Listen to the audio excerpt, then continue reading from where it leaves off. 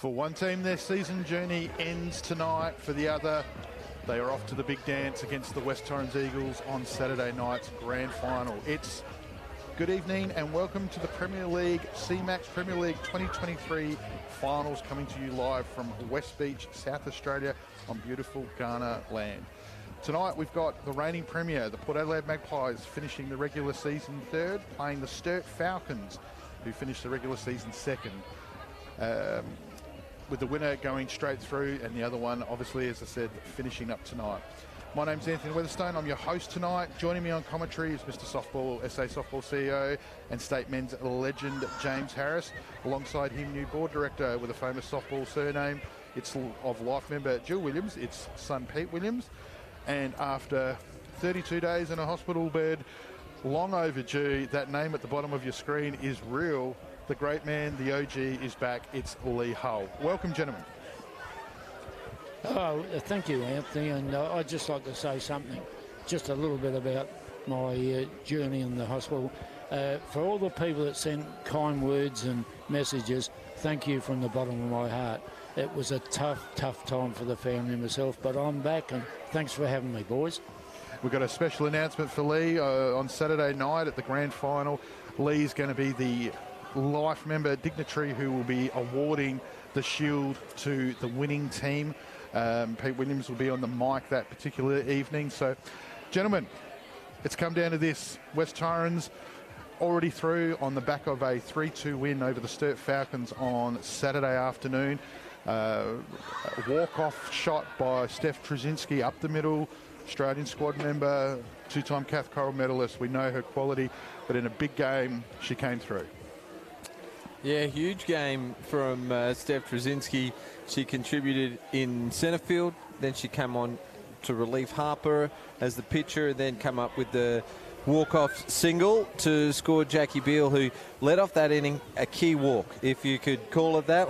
There's not too often that the walks make the highlight package, but she was quite there. I can't wait for tonight. It's going to be a great game, I reckon, and it'll be a worthy winner tonight, and they'll face West Torrens, as you've said. And it's a repeat of last year's final where Sturt were on the losing side.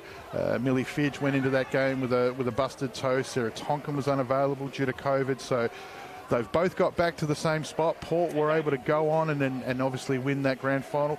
Pete Williams, you've obviously had a bit of a look at Port Adelaide. They were winners 3-0 over Walkerville last Wednesday night, so they've had 7 days rest, ready to go tonight. Yeah, good evening, everyone. It's great to be here for this final. It's going to be an absolute cracker. I'm expecting a really close match. Both teams here, they obviously got very good depth when they're on song and playing well, and it's going to take that tonight to be the winner. So I know it's a big game and there's a lot of experience there. They'll bring it, and this will be a cracker of a match. An interesting stat that I've picked up is Port Adelaide, normally through the season, have been very strong with their stealing of bases. Jess Golden, obviously the key and the leader of the Premier League with 14. But in total, they've had 18 against every other team throughout the season. However, only one against Sturt. And that was Jess Golden. So that's a pretty key thing. They're really respecting the arm of Tonkin behind the plate. And obviously you've got Olympic legend out at shortstop, Belle White, there to come in and take the throw. Speaking on that, I mean, I was lucky enough to get to 7 prelims myself and know the stress that goes into them, etc. James, talk to us. Who's a couple of key players that you see tonight that are going to influence this result? Well, key players are the top 4 for both teams. You look at the top 4 for Sturt, you've got an Olympian, Australian representative, a couple of national champions in there. Flip over the scorecard and you've got Jess Golden, who's been the standout import of the year. You've also got Johanna Grauer, who's a national championship with the Stars, Jess Maslin, who's a Cath Coral medalist, and Gemma Letton, the Riverland Road runner. The top 4 are probably going to cancel each other out. I reckon there's going to be scores from both teams. So it might not be the star players, Anthony, that you're asking about that make the difference in the game. It might be the middle order, bottom order, but, you know, I can't help the stats that Pete and I were talking about before the game. Jess Maslin, 727 batting average against Sturt this year. If we're making bold predictions today, I reckon she'll go long ball tonight. She's a long ball hitter, a known home run hitter. Jess Maslin just might be the player of the game for mine. Lee, what have you got for us? Give us a couple of players that you think can influence this result this evening. Well, you've mentioned them all, I think, all the so-called big guns. But the person I like watching is Abby Kennedy. I think this girl's come on leaps and bounds out there at right field. Safe glove, safe as you can get, quick on the move, and got a good arm. So I'm looking forward to some of the younger players tonight. Anthony? Yeah, well, this is the time that you step up. This is where you... obviously, respect of your peers is gained by performances in games such as this. This is where you really, not suggesting that 24 games in the regular season doesn't mean that you've earned your medal, but at the same stage, this is where you can actually make some real history. So Sarah Tonkin's going to have a big night, I think, for Sturt. She's improved on her statistics from last year. She calls lights out. She gets the best out of both these young pitchers for the Falcons. She's going to be a definite key. But Port Adelaide, I think if you want to just talk about Yo Grau and just some of her, statistics, when she's on, Port Adelaide are a completely different beast. Absolutely. We saw her the other night against Walkerville. She was phenomenal. She was hitting all the spots she wanted. She just came in and just seemed to be doing it as a bit of a routine. She didn't look to be overworking or overstressing herself. And Walkerville were doing their best, but they just could not get away through her. And when she comes up against Sturt, she's had 79 batters face her against Sturt, and 19 of them struck out. So she's almost at 25% rate of striking them out, and majority of them going down swinging. So she's putting the ball into the spots, which obviously the batters are liking, but she's doing enough with the ball to actually catch them out. And I think she's a key. If she can put that pitches exactly where she wants them tonight and really, really hassle those top 4 or 5 batters in Sturt, that's where the pressure's going to come back on Sturt to somehow find a way to get on base. Yeah, it's an interesting Falcons. They started the regular season and up until Christmas, all of their 6 losses happened before Christmas, and then since Christmas they haven't lost a game, scored 51, and they've given up only 19 with their young pitching staff, which is a really impressive stat. Their first loss came in the bottom of the 7th, 3-2 against West Torrens in the qualifying final. So, look, hopefully we've given you some insight there. It's going to be a massive game. Lee, it's been a long time overdue to say this. Would you mind taking us around the dome? I'd love to, Stormy. And pitching for Sturt to start the game is Ruby Fidgetu, Sarah Tonkin. First base, Tash Straps. Second base, Rachel Tonkin. Third base, Neve Adams with the arm that is really quick. Good luck running on her. Belle White is shortstop, of course. The outfield from left to right, Steph Collette. The hard-running, hard-hitting and even harder throwing Maddie Cameron is at centre field. And Abby Kennedy, who I've already mentioned, is at right field, and they have a DP. For the pitcher, it's Riley Moore. Kicking off for Port Adelaide will be their regular lead-off batter, Jess Golden, who's batting .550, second highest average in the league, only 0.2 behind Belle White, who's .552. Pete's already spoken about the trouble that she brings once she gets on base, and obviously she's part of that dangerous battery that the Magpies have. Yeah, hitting .375 against Sturt for the season, so I don't know, maybe a little bit side note disrespect to Ruby. I mean, the strikeout count themselves for the season tells the difference in the 2 pitches that we'll see tonight, with Johanna Grauer throwing 103 strikeouts, Ruby Fitch 38 for the season. Similar innings as well. So, so Jess Golden, maybe that slower pitching, the spot pitching that Ruby's got to rely on, and the excellent defence that she has behind the plate as well. But I was going to just bring up the head-to-head. It's 2-1-1 in favour of Port Adelaide. So 2 wins support, 1 to Sturt, and a draw. The draw was in February, so you mentioned that Sturt hadn't lost a game this side of Christmas, but they did draw 4-4 with Sturt, and then later in the month it was Sturt that had a 4-2 victory over Port Adelaide. So Port's 2 wins came last year. It's 16 degrees here at West Beach on beautiful Ghana land. It's Wednesday night, preliminary final night. It's going to be Ruby Fidge pitching to Sarah Tonkin, Jess Golden leading off the Magpies. Starts with the ball in the dirt.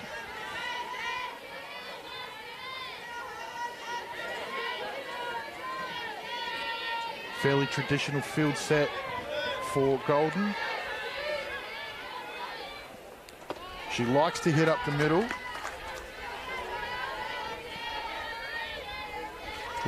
No breeze as to speak of. All the rain's been and gone.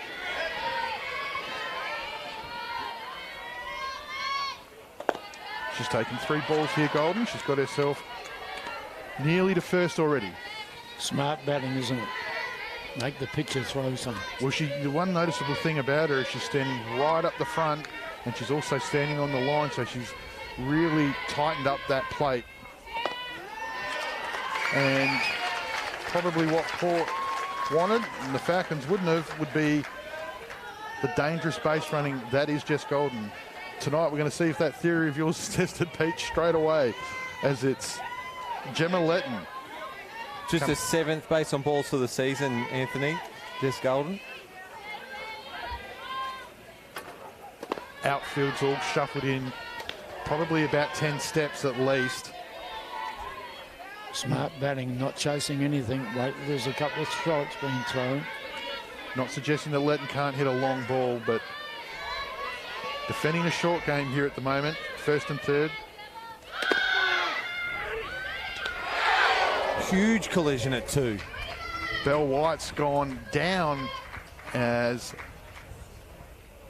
Jess Golden slid under, and looks like she got her in the shoulder by the look of that.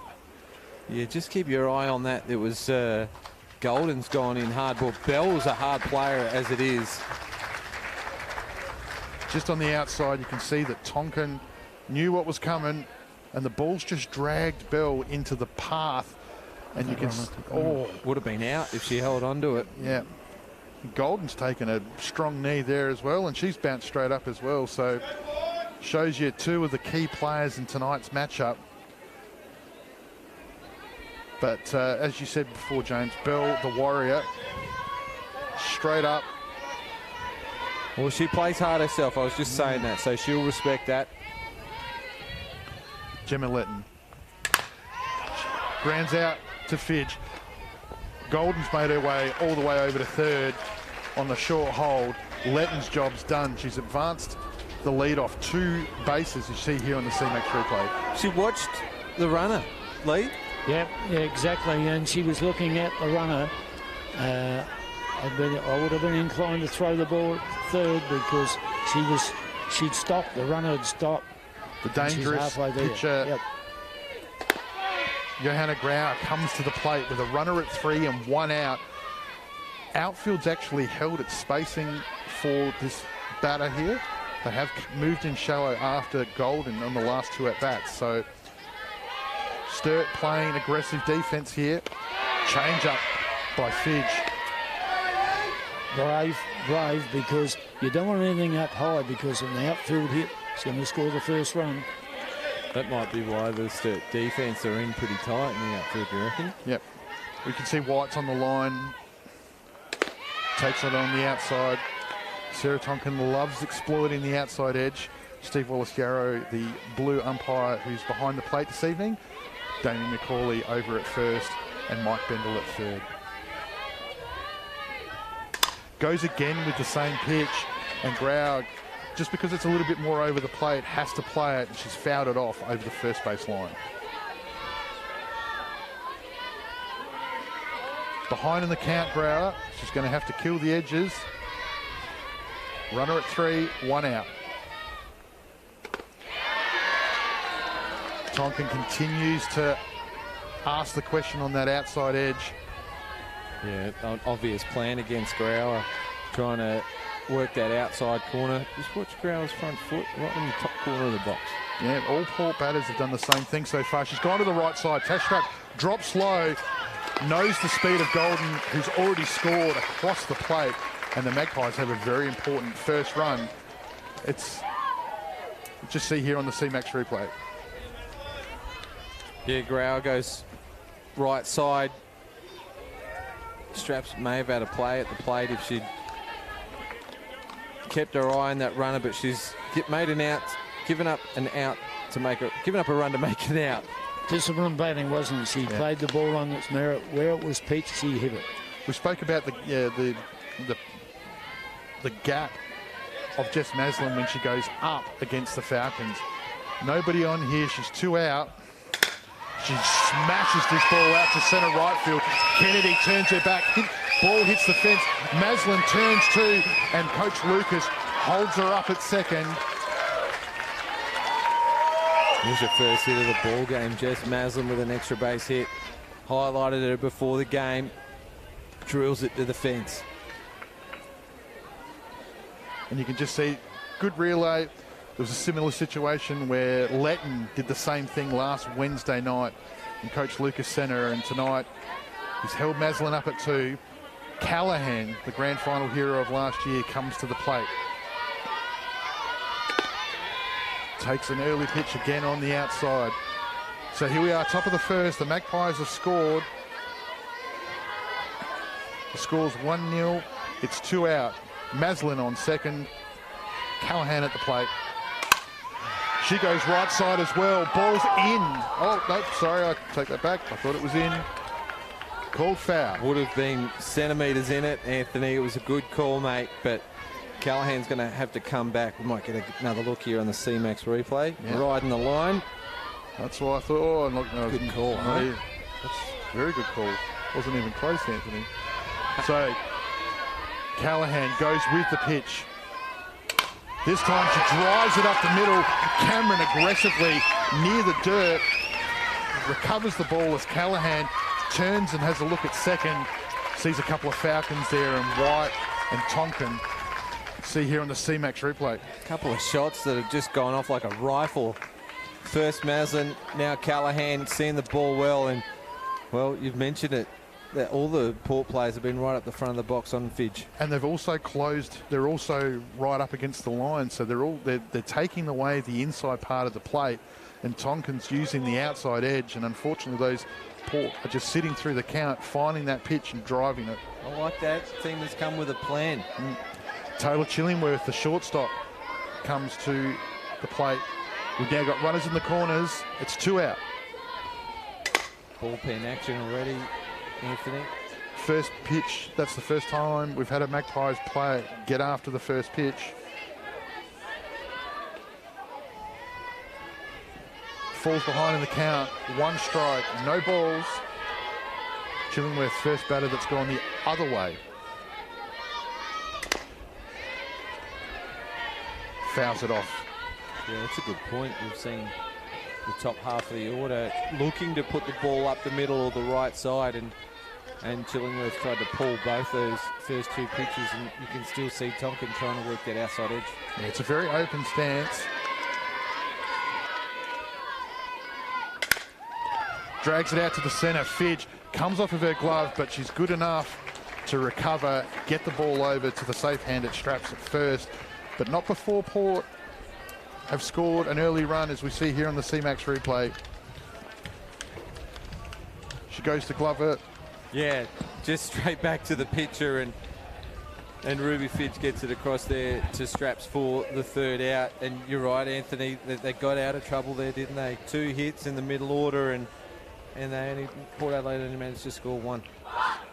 Yeah, it's a good start by the Magpies, and now we're going to get to see the Magpies defence. Lee, if you can just take us around the Port Adelaide defence. I certainly can. It's Johanna Grauer pitching to Jess Gold. At first base, Georgia Burr. Second base, Zoe Thompson. That's an interesting one. No Jess Nevis this evening. Charlize Callahan's at third, and Taylor Chillingworth at short. Left field's Jess Maslin. Centre field, Gemma Letton. And Taylor Oates is at right field, and the DP is Bianca Ramsey for Georgia Burr. Thanks for that, Lee. Grauer just going through her warm-ups here.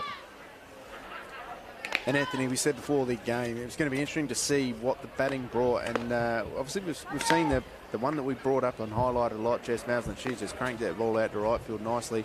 But the ones through the middle as well have come through and actually put bat on ball, and they've actually, got the eye in on the bat already, which is a good thing. All right, they might have gone to fielders, but they've had hits, they've got the bat on ball, they've had the feel of it, they know the pace of what Ruby Fidge is doing now, and obviously going forward, how much more does Sturt want to have these batters seeing her, because they're only going to get better as the game goes on. Do you want to help advance tomorrow's healthcare and get paid for your time? Log on to cmax.com.au. Proud sponsors of the Premier League here. So, bottom of the first. Magpies have scored one. Sarah Tonkin is the leader for the Falcons.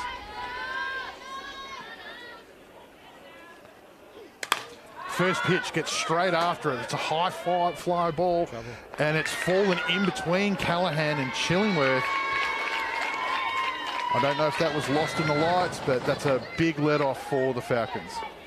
Yeah, the ladies to our left colouring in the circles tonight have gone for the red pen. It's live member Jill Williams and Meredith Goodman doing the scoring and the official stats tonight. So we're going to call that an error. Not sure who to, but let's have a look at the leading team's replay. Probably the third base player.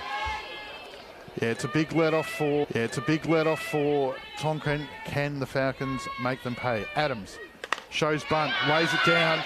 Burr up front. Zoe Thompson coming in and playing second base this evening with the absence of Jess Nevers. Makes a good play at first, but she's done the job.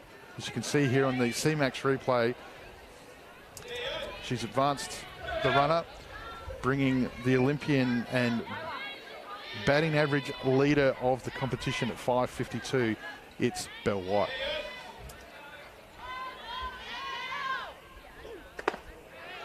Just going back to that last play, great bunt from Neve Adams, but I was very impressed with Georgia Burr. She come running in hard throw over to two for the out as well. So good defense, good offense, good softball all around. That was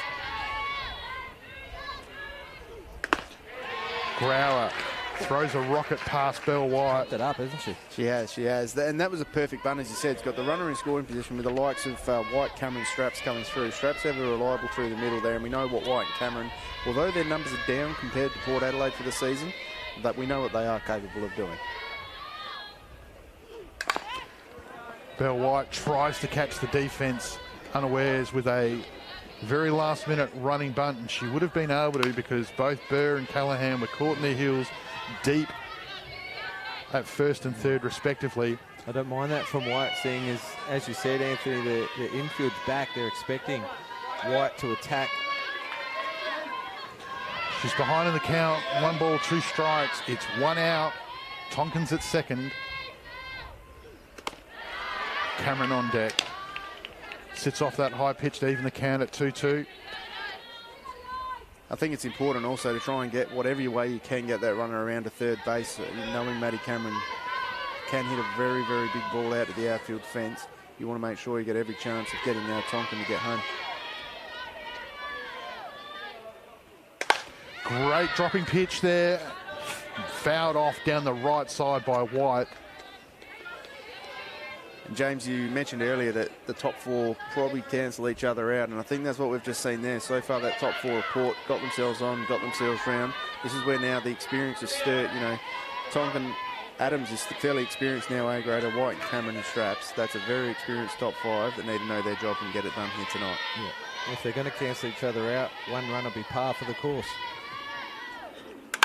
White goes with the pitch, puts it in the hole, and out to Maslin at left field. Tonkin rounds third. She scores, and Belle White with a stand-up RBI double levels the score in the bottom of the first with a great shot by Belle White. Great hit there. She sat back on it and just drove it out nicely out deep, as we see on the CMAX replay. He goes nicely deep out there.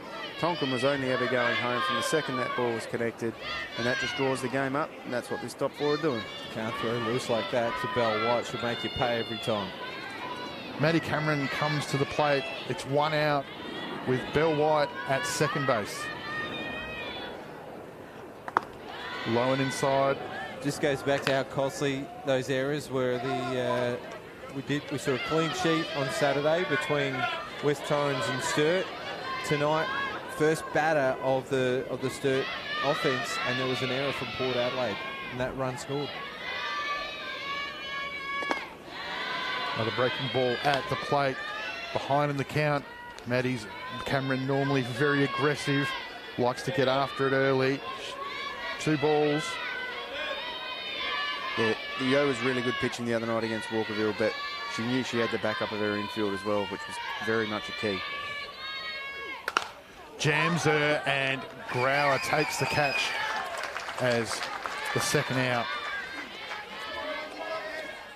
That one there just jarred right up close, I reckon, on the handle. If we see on the replay here, it's come almost just off the real thin bit of the barrel of the bat, and it's just popped up nicely with the pitcher, and that gets the second out, holding the runner at 2. First base, Tash Straps fouls off a first pitch. So we've had 3 batters from the Falcons all get after Grauer right at the start of the count, whereas the first 5 batters for the Magpies all took multiple pitches before they started swinging. I'll get on to the first pitch percentages for the 2 pitches, so might be some more homework done by both teams. Oh.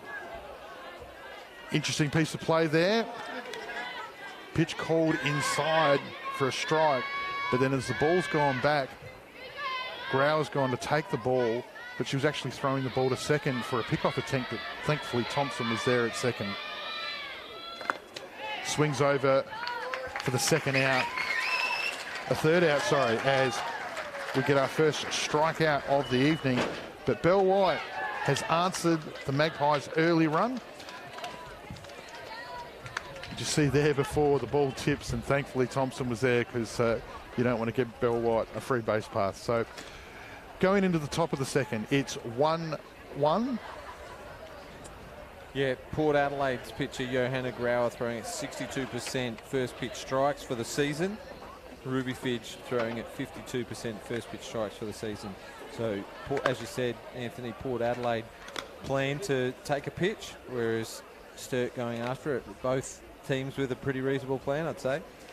Big crowd down here tonight for a cold evening at West Beach. So, as we said, a repeat of last year's preliminary final. So, one team went on, and they went on and won it all. So, the Falcons have had a year to think about this particular night, and here they are, and they've answered the early run. Leading off for the Magpies will be their young Taylor Oates out at right field. Been a consistent hitter for them this year, Anthony. Yes, Taylor. Yeah. She's been around a fair while. I remember when I was at Port, she was playing then. Yes, I've since found out from her that her youthful looks that she's been around a while. So, but no, she's been a big part of the Magpies getting back to this game here. Takes her first strike as the count's 1-1.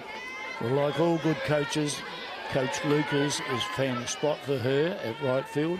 You need the batters, so you're going to be picking batters and finding a fielding position for them rather than the reverse of that.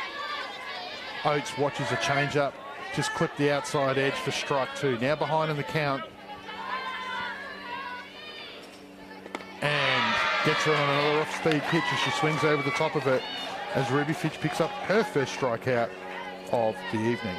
That was good pitching there by Ruby. She made her work. Taylor Oates has got not a bad average, over 300 for the year, so not a easy batter to get out, and really good pitching there by Fitch. That should get her confidence going. It's the DP, Bianca Ramsey, batting for the first place player, Georgia Burr. Had an injury earlier in the year and has been back since Christmas. Takes another high pitch there to level the count at 1-1.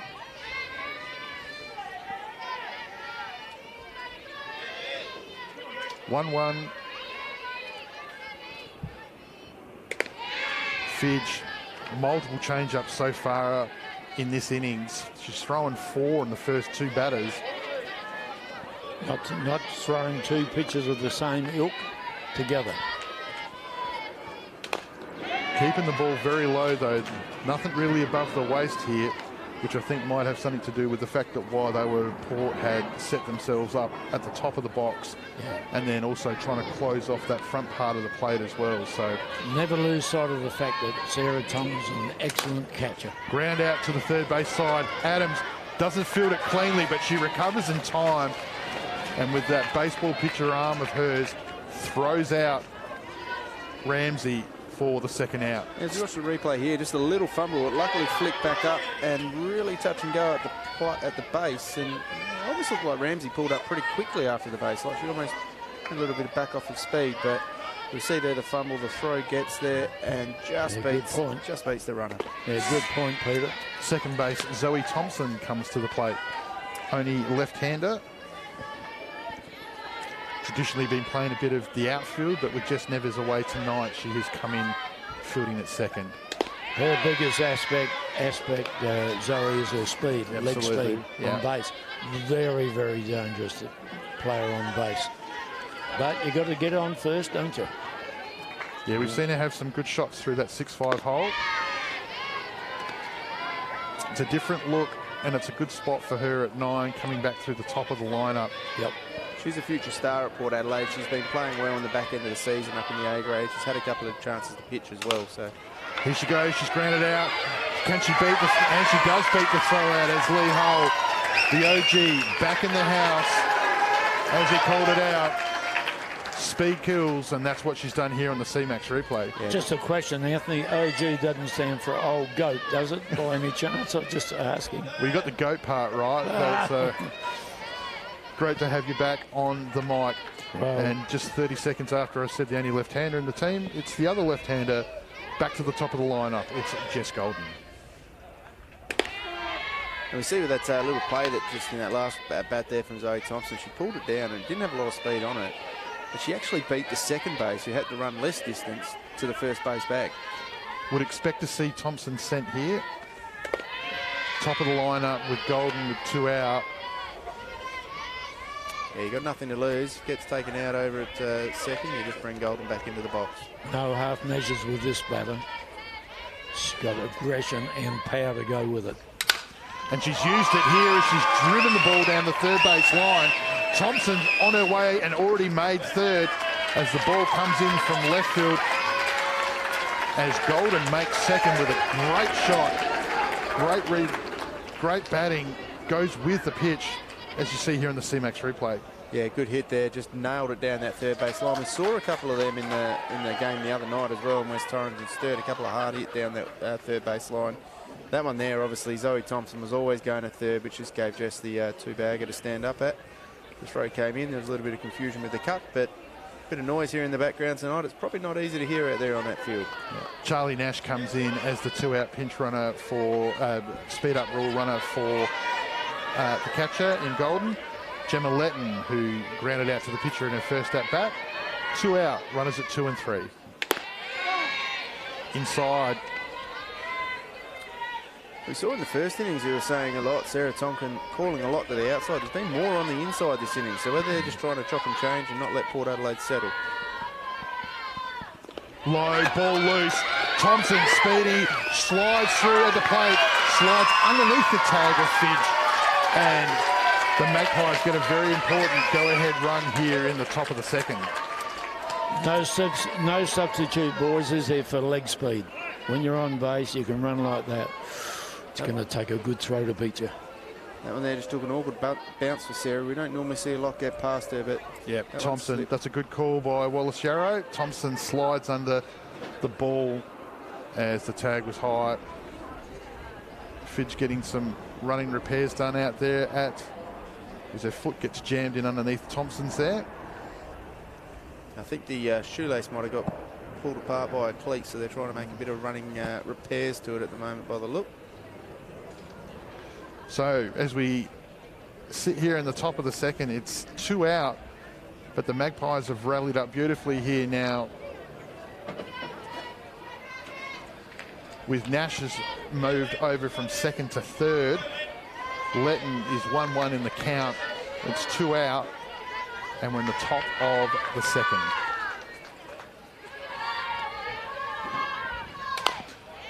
Off speed and low. Letton doesn't go with it, tries to drag it back across to the other side of the field and grounds it out past Neve Adams for a foul. Behind in the count, 1 ball, 2 strikes. Letton gets underneath this one as it goes high out to White, who comes all the way over from shortstop into shallow second base.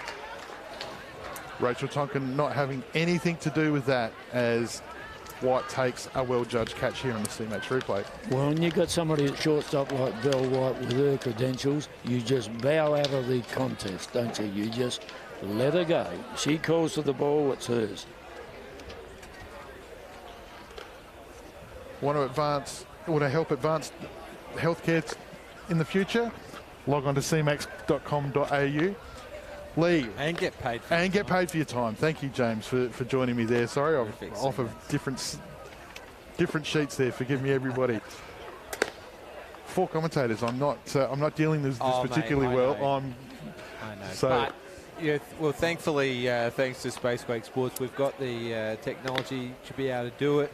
Lee, you'll be happy to know that those people watching at home, it's all about you, mate. No one's cheering on their teams or anything. It's all about great to hear you back. And Eric Bolnar wants to know who's going to win it tonight. He says that you're a time traveller and an oracle, so he said he doesn't want to wait to see how it plays out. Well, He's impatient. Can you let him know? Yeah, I think Port are going to win, and as I said in November, I forget the exact date, it's probably the 11th of November, famous day in history. Oh, sorry, that's my birthday. I did say it's going to be West Torrens and Port Adelaide, and I think West Torrens are going to win this year, so I may be way off the mark. I doubt it. You don't even have to turn up Saturday now, Eric. bottom of the second, it's Riley Moore, the DP, leading it off for the Falcons. Grauer with a fastball, struck one. Sorry, I didn't mean to interrupt you while you were talking, Lee. I apologise. That's all right, Storm. It is great to have you back. Eric Bolnar back on the mic Saturday for the grand final. Moore doesn't make up her mind in time there and fouls it off behind the plate. It's been an impressive addition to this lineup. She's slots in nicely at 6. She's batted really well this side of Christmas. Very deep in the box. Shows the bat across the plate. And fouls off high as Grauer challenges her at the top of the zone. With somebody like Joanna Grauer pitching to you, a young player like Riley Moore, just need to track the ball, don't you? Track the ball to your hitting position. Don't watch anything else. Forget about the pitcher after the ball's been released. Watch the ball. Throwing the rockets is Grauer. You hear that smash into Golden's glove. And doesn't she throw it back hard to Johanna? Jess. It's important. The lead off always is. Teams always target it. Change of pace there. Breaks at the plate. Beautiful pitch by Grauer. Great calling by Golden. But did you see where Riley's head was in, still looking down the line when the ball's at the hitting position? Here's the CMAX replay. Have a look how much this drops under the bat of Riley Moore. She's just beaten there. Steph Collette, the left fielder, goes first pitch, fouls off behind the plate. Well, again, we've seen a first pitch swing from a Sturt player. I mentioned before the stats on the first pitch swing, but head-to-head for the season, Johanna Grauer's percentage goes up to 66%. Ruby Fidges goes down to 48%. So even more reason for both these teams to be going with their plan.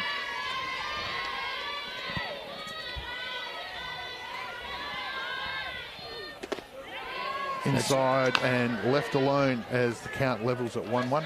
That's a very good pitch, though, all the same, isn't it? Really good batters would ground out on that. It will certainly hit the ball to the infield. Yeah, Grauer since Christmas, just watching her workload increase, she's been getting better and better. Her last 2 games that I've seen her pitch, the final last Wednesday and the last minor round game the week before, she's been on her game. Ground out to the shortstop side. Chillingworth comes up throwing as a great play there by the Stars shortstop, Taylor Chillingworth. Yeah, CMAX replay, you can have a look at it. She's held back this time. We saw her this time last week just attacking every single ball that was coming her way. This time she gave herself a little bit more time and she comes up with a great throw right on the spot. Yeah, good time by Burr to make that infield small. The pitcher, Ruby Fidge. at the plate. It's 2 out with none on.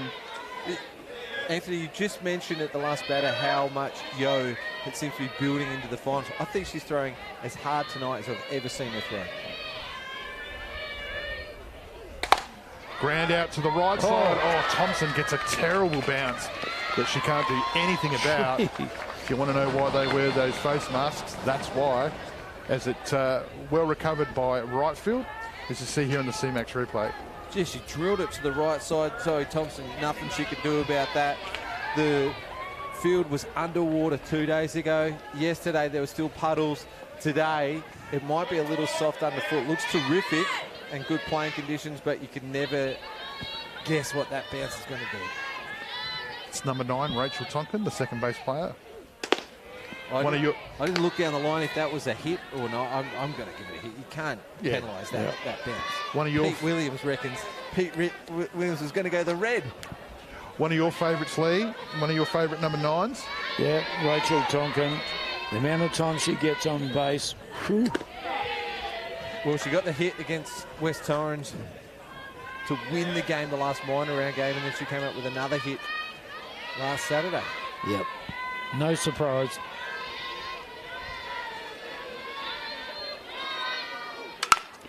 And she goes, and she's done it again, and she's gone out to the left field side. Chillingworth dives at it. Wasn't a clean line drive, if there is such a thing, because you could see Chillingworth moves first, and then as the ball sort of falls, she sort of goes down with it. It was a very high pitch, wasn't it? Look, see? Yeah, up near her eyes. Rolled her wrists over rolled it. her wrist, yep. Might get a game of cricket. So dangerously now, we've got runners at 1 and 2, and now Sarah Tonkin, the lead-off for the Falcons, comes up.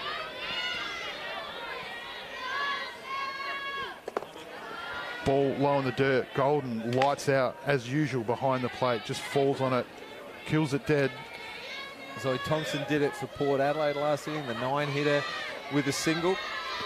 Great batter. 2 outs. She's a great batter. 2 outs, yeah, it's a 2-out rally. And then this time around for the Falcons, the bottom 2, the 8-9 hitters have done it with 2 out hitting to bring up Tonkin. So can the lead-off do the job for both teams? I'd still bunt here, despite it being Sarah. With 2 out. 2 out? Oh, 2 out is there, sorry. Correction. Retrace that, my friend. There's one. Takes a strike, levels the count up. What type of pitch is she looking for here, James? Oh, mate, I haven't been watching. You caught me short here. Oh, sorry. I'm looking down at the scorecard and the stats and the replays and Something fat, I'd suggest. She goes after this one, and it's just gone in play as Callahan fields the ball off the third bounce, and it drags her across the line. But in the process of doing that, the runners have all advanced here on the replay. Yeah, hits it hard down the left side. Callahan has a stab at it on the backhand, keeps it close by. That would have stayed in play, maybe even scored a run. So important glove on it from Callahan. It's now loaded bases, but with 2 out, we've got catcher and pitcher speed up. So we've got 2 runners on. Danger time here for the Magpies, isn't it? Even though there's 2 out, look at the batting. Adams, White, Cameron. And we've talked about this a little bit in our earlier production meeting today. Neve Adams, who we've all respect as a great player, and I boldly said that she could make a difference tonight. If she gets her first opportunity here with 2 out, bases loaded. Her numbers versus Brow through the regular season aren't great, but she has that capability in her. She's already had a good field. Yep. She lands it on the green. There's 2 runs to the Falcons.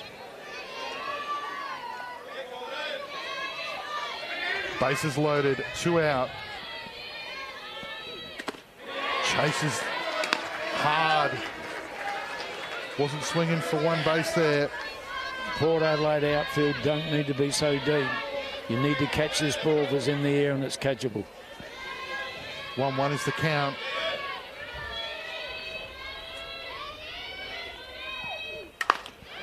Like that. She's fouled this one off deep down the third base line. You can see Adams, like a lot of the Sturt batters, right in the back left corner of the box.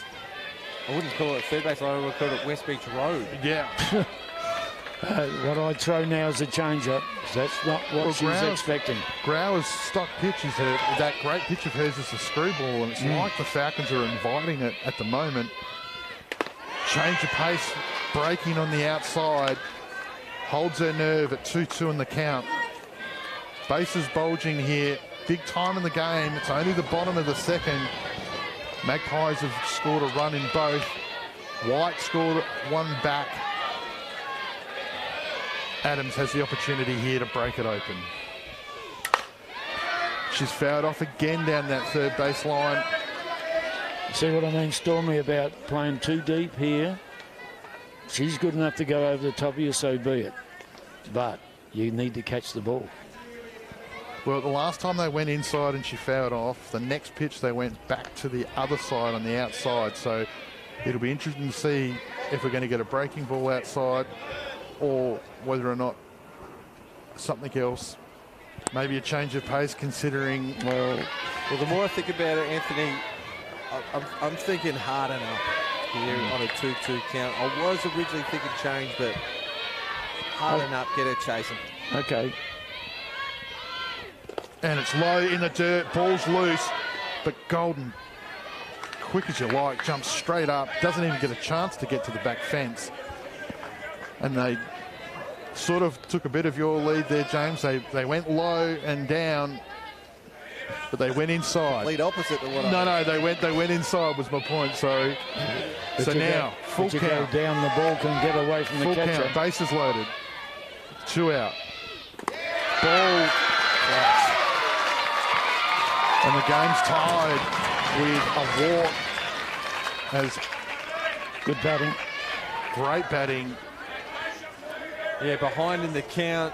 But the dangerous thing that comes out of it now is that the bases are still loaded at 2 out, but now you've got Belle White at the plate, Maddie Cameron on deck. Danger signs early for the Magpies.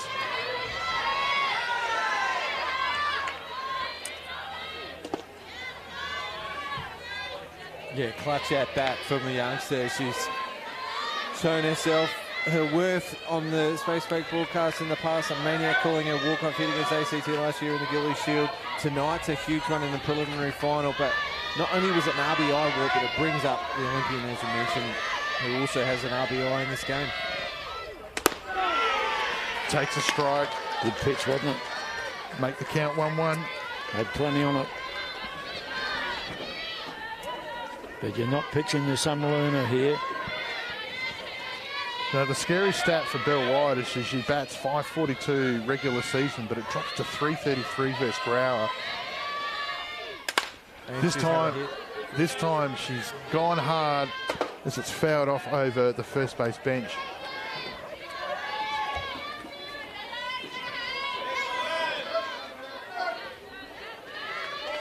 Grauer now ahead in the count. 1 ball, 2 strikes. Bases loaded, 2 out. Bottom of the second, the scores are tied 2-2. Change of pace there. A lot of spin on the ball. White goes over the top of it, grounds it out to the third side, foul. Excellent pitch. Yeah, I don't think we've seen enough change-ups from Grauer. Especially when you especially when you throw that heat that she throws. The things they can't adjust to is the off pace, because their hands are out in the front too quickly. Like that. White fouls it off this time over the third base bench. Attacking the hands here of the Falcons hitters, but you can see that the majority of them are well set. Wide on the box. Belle White, 1 ball, 2 strikes. And there's that change we were talking about, just missing. White disciplined enough to stay off of it as the count levels at 2-2.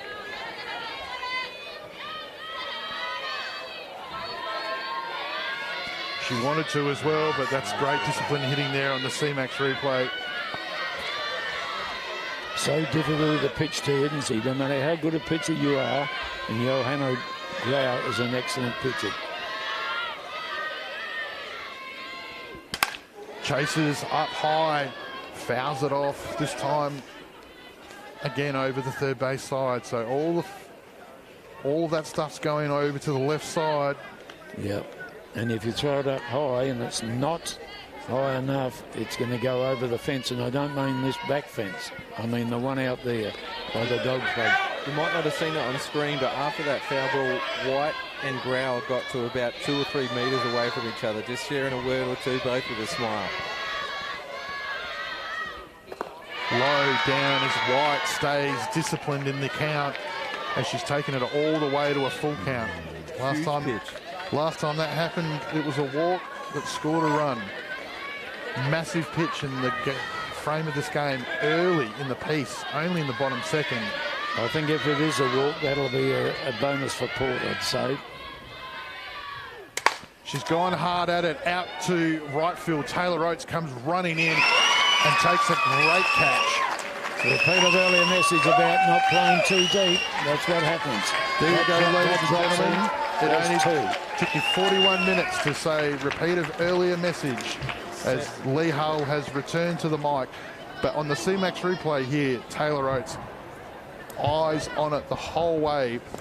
7 batters in that innings, and out of everyone, it was Belinda White who left 3 runners on board. But, you know, you go back to Ruby Fitch, who come up with 2 outs as the 8-hitter, hits that single, an ugly bounce for Zoe Thompson, but she still hit it hard enough to make something happen. Then Rachel Tonkin follows it up with a hit, and then they take full toll of another third base error. And then it was the RBI walk, of all things. So, yeah, ties the score up. They're going blow for blow, both teams. It's a heavyweight bout, as you said. And the one thing there, you said before, James, you talked about in the pre-game, the top 4 of the lineup cancel each other out. It's going to come from the bottom half. And so far, the Falcons' bottom half has delivered the goods. We're in the heart of the order for the Magpies. Thompson did get on, but they're going to need some support. Yo Grau is going to lead off here in the top of the third. The score is 2 Port Adelaide, 2 to the Falcons.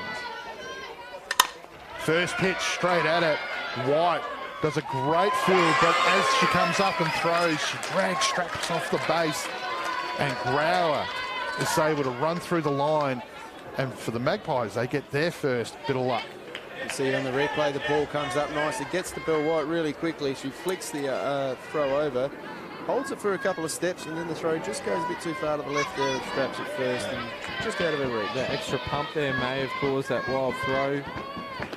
Or maybe even you go back to the first inning when Jess Golden collided with her. Yeah, I was just going to say exactly the same thing, James. I wonder if there's a little bit of residual from that. The dangerous Jess Meslin comes to the plate. First pitch, second pitch, she's hit straight back, and it's hit Fitch hard on the leg. And as the ball's ricocheted, it's allowed Maslin to get to first. You can see she's got both of her hands over her mouth. She didn't mean to hurt anybody there.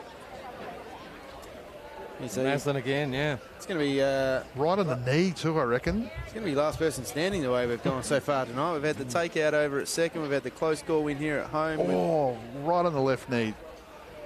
It's a stinger. I sort of know what that feels like a little bit. It's not great. Yeah, the deflection didn't help Sturt either. Tash Straps had to go fetch the ball. Let's have a look at Maslin. She's middled another one. 2 hits for the night for Maslin. We already mentioned that she was hitting 727 against Sturt for the season. Add another 2 hits tonight. Yeah, that one there also, I mean, if you want to look at a positive out of that from Sturt, is that could have gone anywhere off the body, and it luckily just stayed infield to the fielder. Otherwise, you could have possibly seen a runner in scoring position. Charlize Callahan comes to the plate, none out. Good comeback pitch from Fitch. After taking a blow to the knee, she's fired one straight back in there. Callahan just checking the what the orders are from Coach Lucas. Would be showing bunt, but as we've said so many times, Lee, instead of the sacrifice, tried to catch the field unaware. And unfortunately in the process, she's fouled it off. Yeah, she was a little late coming around for that. And if that was meant to be a running bunt, then, you know, forgiven. But for a sacrifice bunt with no outs, runners at 1 and 2, someone famously said that to me. And she's going to do the next best thing, which is ground out to the pitcher. And in the process, she's advanced the runners, so she gets the result anyway. The Magpies get Grau to third, Maslin to second. Taylor Chillingworth, who grounded out to the pitcher herself in her first at-bat, just see here on the replay, just caught well behind it. Fidge showing no effects of that ball, just that got smashed back into her. Chillingworth went first pitch last time. She's gone first pitch this time. She goes out to Maddie Cameron, takes the ball. Grauer runs home hard to the plate. Cameron on one single bounce gets it, but Grauer's just over in time. Keeps Maslin pinned at second, but it's a sacrifice RBI to Chillingworth as the Magpies continue to score a run on innings. That was a cracking hit there. She got every bit of it and everything that she needed to do, and that runner just held up absolutely perfectly. The run came home. The throw came in for Maddie Cameron on a really strong arm, and it wasn't that far behind the runner. Did enough to hold second base, though. Taylor. I'm loving this, Anthony. We've scored in every inning so far. It's 3-2 in favour of Port. Let's see what Sturt can respond with. Taylor Oates 2 out here with a runner at second. Her first at bat was a strikeout. Ruby Fidge's first of the game. Yeah, Fidge would be still feeling the effects of that leg, but she's come back nicely after those first two got on base. Jams her. Adams comes out in front of White. The ball goes wild. Maslin's turned and going to score as the ball's gone out to right field. And Taylor Oates finds her way over to second. And 2 wild throws so far in the innings by White and Adams over to first base have allowed the Magpies to score some runs. And you see her on the replay. I reckon Adams had more time up her sleeve as well. She really got that ball quickly. And you see the runner was only halfway up. And she's sort of off an odd step, has thrown that ball a little bit off balance and has thrown it well and truly wide of straps. And that's just brought home that run. Bianca Ramsey goes inside out. She goes to the right side, foul on the first base. The last 3 runs scored by Port Adelaide. Wild pitch, Zoe Thompson scores. Wild throw allowed Johanna Grauer to advance the base. Wild throw on the last batter. Runner from 3 scores. Ramsey aggressive in the first pitch, takes a change up in the second pitch, and she falls behind in the count at 2-0. 2 out with a runner at second.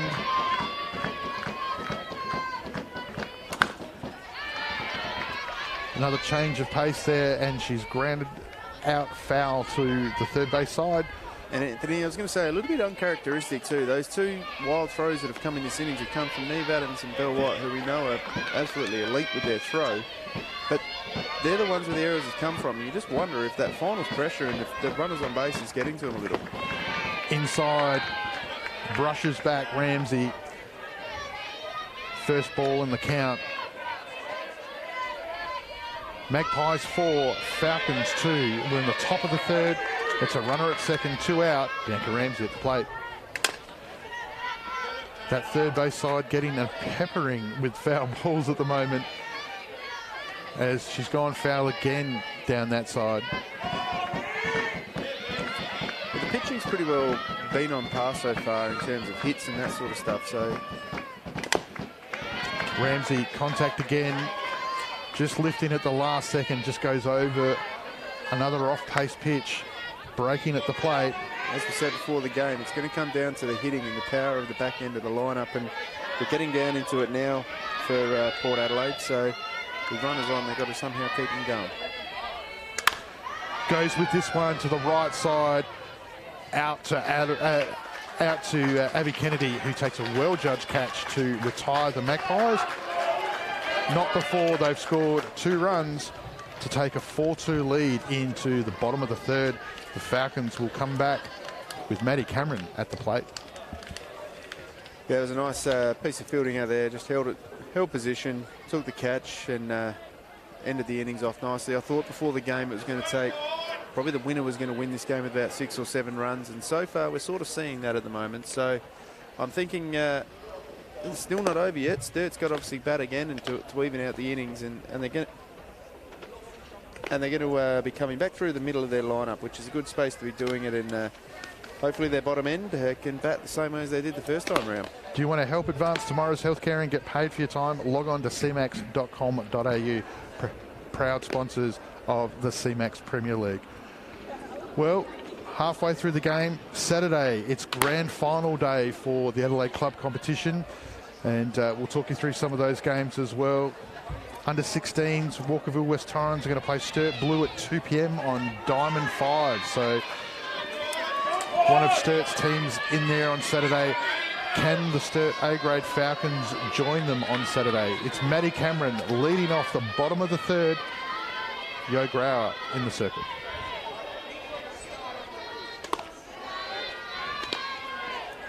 She's definitely brought the speed tonight. This is the best I've seen Yo pitch so far, and I agree with what Jane said earlier. She's throwing them like thunderbolts at the moment. That could be a bit of a worrying for whoever, if she gets through the final, whoever's going to be facing her. Goes off pace, Chillingworth attacks the ball, and the ball spills from Burr at first. And again, the pressure of the game, starting to see some uncharacteristic errors here. Chillingworth did a great job in attacking the ball on the move. You Watch can the see replay here, Matt. She nearly actually beats the throw. I think that's how much Taylor had to get there, and she just had to throw it off the balance. Might have just been out if it was held, but good piece of running from Maddie Cameron to put the pressure on there. As we spoke before, earlier, the other game we saw between Walkerville and Port Adelaide, Taylor attacked 2 or 3, that she got some all good bounces in that. She had to be confident going at that. And she was, just couldn't hold it over at first. Tash Straps, the first base player, comes up to the plate with Maddie Cameron on first and none out. Takes an inside strike. Straps' first at bat was a strikeout on the change. I'd be going short. Only chasing 2. More Collette and Fidge to follow. What a surprise. Great bunt, great sacrifice bunt. Drags the field in. Grauer jumps out of the circle, goes down and fields her own work. Good throw over to first. Thompson, good solid glove there. But the job's been done as Cameron has been advanced. The job of the DP now to try and get that runner into at least third base, if not bring him home.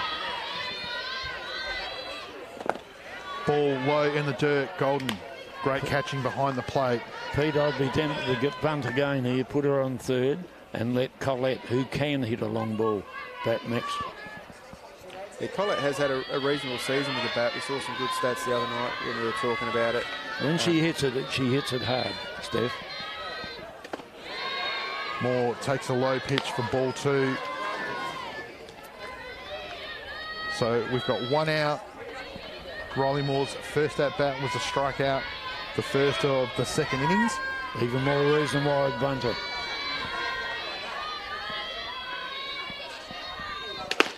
Swings over the top of a fastball from Grauer.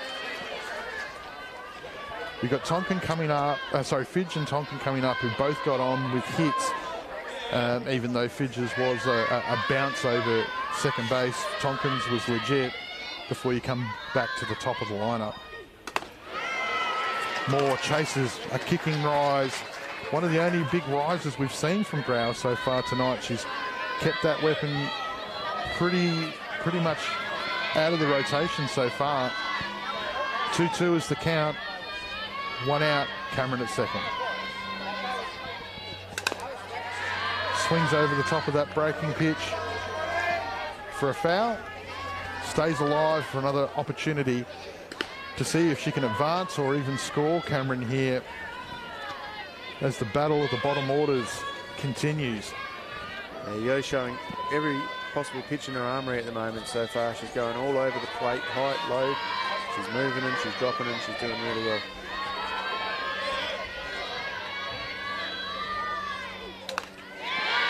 Fouls it off again as Moore starting to turn it into a lengthy at bat. One noticeable thing here for Grauer over Fidge is the amount of pitches thrown.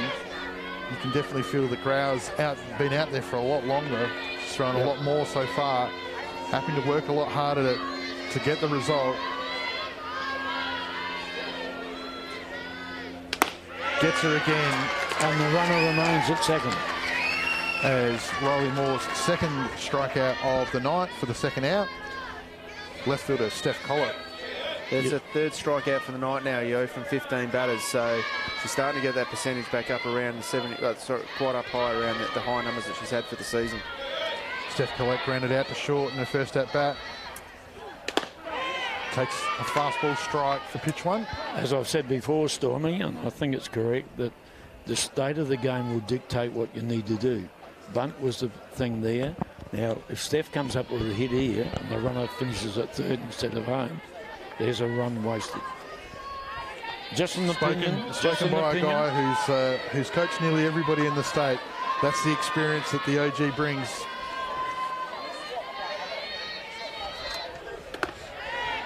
Collett watches an outside pitch to level the count 1-1. Pete, you made a good point about Steph Collett. When she does hit, she hits the ball hard. She's an extra base hitter. So this will be an opportune time for the Falcons. Steph can get hold of one. Low pitch for a ball. The other thing you mentioned, Anthony, you're saying about the amount of pitches. I would love to know that pitch count as well. Yo has been taken to deep in sort of 7 and 8 pitches per batter a couple of times, whereas Ruby's not. Porter getting on her early and getting moving around within 2 or 3 sort of pitches. The question is, how many times has Yo pitched 7 innings recently? Fouls it off as it bounces off the light pole. Yeah, that's an excellent point, Peter, you make. She's got 7 innings that this match technically would have to go to as a minimum before you then think about any tiebreakers, unless it can finish earlier. On top of that, she's been taken deep in a lot of her pitches. She's going to be pitching a lot of pitches tonight. Grounds it out to the pitcher. Great reflex field by a Cass Coral medalist, a Stars national champion, an NCAA player back in her day with the Bruins. As you can see there, great reflex on the CMAX replay. Came off the bat hard and makes it look simple. Danger averted. That's a good out there by Port to hold that without any runs scoring, hold the 2-run lead going in. We're now looking at a change of pitcher here, and it looks like Jess Strandland has been brought in to take over from Ruby Fidge. Of course, good timing, because Port Adelaide were just about to start coming up with their 3rd time seeing Ruby. So obviously a technical plan. They did that the other night as well against West Torrens. They made sure when it got to the 3rd time, they switched the pitcher out.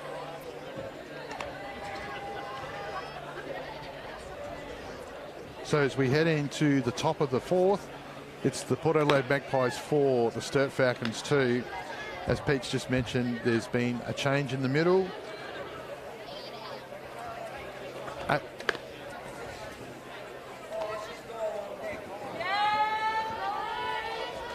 And we've got the great man in the house, the Space Quest box himself, David Muggleton.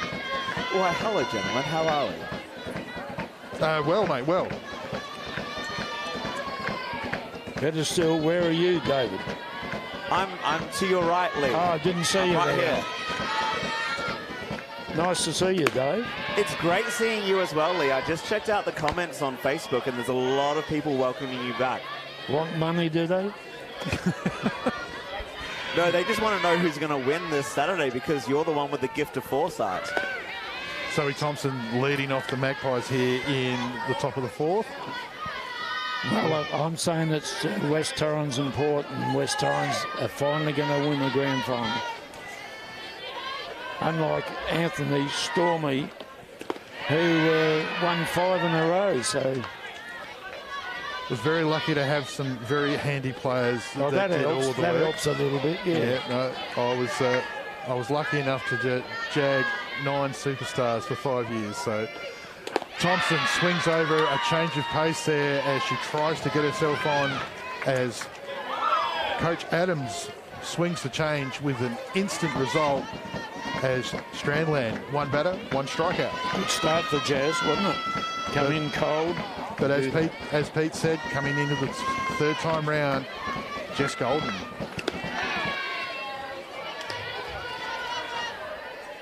I tell you what, she gets hold of one of these pitches, it's going to go to the fence at right field.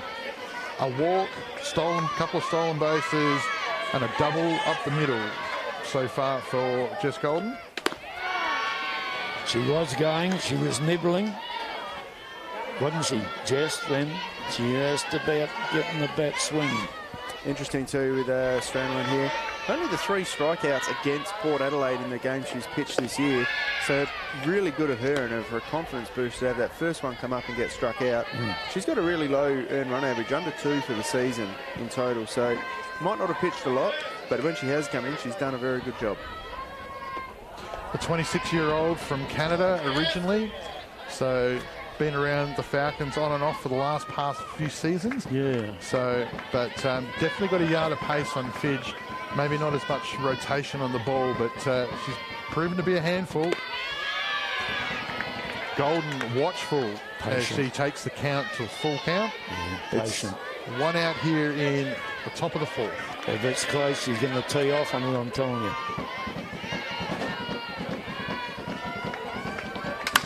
Golden goes inside out, and she's gone over Collette at left field. Ball's hit the bounce. Golden's already rounded second. She's already on her way to third, and she slides in safe as the ball arrives from the relay. What a great piece of batting by the superstar.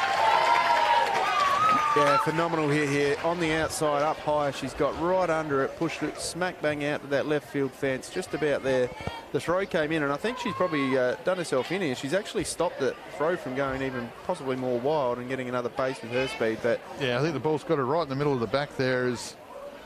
What a disciplined turn at bat, wasn't it? She just waited until there was one. I'm going to put a motor on it, she said, and it went. Didn't go to right field. Another prediction wrong. Gemma Letton's had a great season so far. So far tonight, she's grounded out to first, to the pitcher, and she's grounded out to she's flied out to shortstop. So she's due to have an impact in this game, and probably no better time with a runner at 3 and 1 out for the Falcons. Discipline as she stays off that high outside pitch. But the pace that Jazz is throwing at, it'll go if you make contact with it. We know the danger she brings with anything loose at the plate. It's a very good pitch, that one. And I tell you what here, with the runner at third with a lot of speed, when you're up 4-2, you've only got the 1 out, and the speed of Letton, who could get the second, I'd be tempted anything ground ball on the infield, unless it's a hard hit ball to the fielder. But that third base is coming home, and if the play goes home, don't be surprised if Letton tries to sneak to second. Letton learns from the pitch before as she stays off at this time for a ball, levels the count at 2-2. Can't afford to go down looking here, Jim. Good watching.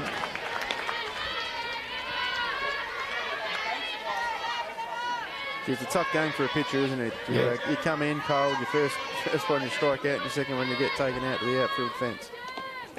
Letton goes down looking as for the second out. A huge out in the context of the innings. And unfortunately for Magpies, they lose their leading stolen base runner in the league again to 2-out speed-up rule. That being said, she has been replaced by the speedy Zoe Thompson, who's already scored tonight. Yo Grauer hasn't pierced the infield tonight. And look, it's crucial here that Sturt can hold this innings down to the 4 batters and try and get this third out without any more runs. They're already chasing 2. You don't want to be getting into the middle of the game starting to chase 3. Grauer aggressively swings over the top of that one, hands well out in front as the count goes 1-1. Yes, it's an important at-bat, this one. Thankfully, she's got the experience of having been here before. Port, the current reigning premiers, obviously her part of the Stars National Championship winning team. She's going to need all that experience here. watchful. Tonkin leaves it in the zone, just a long enough blue to call it a strike. Brower now behind in the count. Gee, he liked that strike call too. He sat on it and he threw the arm up very late. Ask the question again, up high. Notice again here, they've moved back to the outside. They've gone back to the outside of the plate a bit more again in this inning, which is what they started with early on. 2-2's the count. 2 out, runner on 3. She's gone up the middle. Tonkin gets over, but Grauer's going to beat the throw out, and in doing so has scored the runs. She's done it again, has Johanna Grauer. And she quickly puts her hand up and takes the speed up runner option as quickly as you like. Yep, good hit there. Had to get a lot of work there from Rachel Tonkin at second. Had to move a long way over to her right to field it. Zoe Thompson was off, and as we said the one before, if there'd been bat on it to an infield, that runner was coming home from 3, and that's what we saw. Jess Maslin's already hit a double off Fidge. It's her first time against Strandland tonight. Thompson, the last time this happened at 2 out, Thompson went on to score. The runner went on to score with Maslin as that 2 out rally started. Can she do it again? Ball on the dirt. Picked up well by Tonkin. Tries to make a pick-off attempt at first. Ball comes loose. No damage done. Thompson creating pressure on the base pass. Maslin leans back, goes out to left field, and a catch taken by Steph Collette out at left field. Retires the Magpies, but not before they've added another run, courtesy of Jess Golden's stand-up triple. As we head into the bottom of the 4th, as you just see here on the replay, the catch taken out at left field. It's 5-2 to the Magpies. The Falcons will be coming back through the top, through Fidge, Tonkin, before they get back to the top of their lineup. So, Dave. Yes. Now that we've got a chance to breathe for a second, how you doing? I'm doing very well. How are we all doing? We're busy. It's prelim final It's night. prelim final, and what an insane matchup that we've got in front of us. It's crazy. So obviously we see the stuff that you're doing over with the Open Ones in Waverley. They've just had their finals. Congratulations to the Lilydale EJs, Open 1 champions. Yeah, so Nick Martin just led them to another premiership. So she's a fantastic athlete, isn't she? She's done great stuff for the Titans when they've been over here for the Gillies. So Spacequake over there doing a great job of delivering that. What else you been up to in 15 seconds or less? Oh, in 15 seconds or less, we continue to be heavily involved in ice hockey, which is a sport that we absolutely love.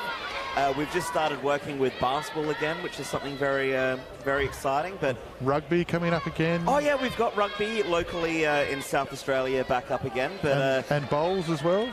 Yeah, we're doing a little bit of lawn bowls as well. So is it true that you're going to have your own Netflix-like app channel soon? You're going to have Netflix and Binge, we're working and on have it. We're building Spacequake? on it. But for right now, our heart and our soul is with softball, and we have the CMAX Premier League preliminary final, which I have driven all the way over from Melbourne just to watch. And he's had a couple of cold drinks from Bar 66 as well. Well, it's great to have you back in the house. Bar 66. Great to have you back in the house. That's the voice of Mr. Spacequake himself. I noticed since he's been back from Melbourne too, it's got a little bit cooler here, and there was a bit of rain earlier, so I'm not sure if he brought that back in his car with him.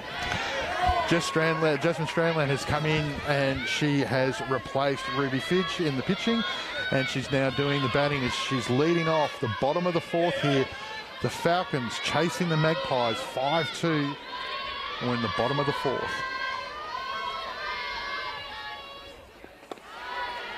Yeah, crucial times here now for Sturt. As you said, they're about to roll back into the top of their lineup, coming into their 4th at bat.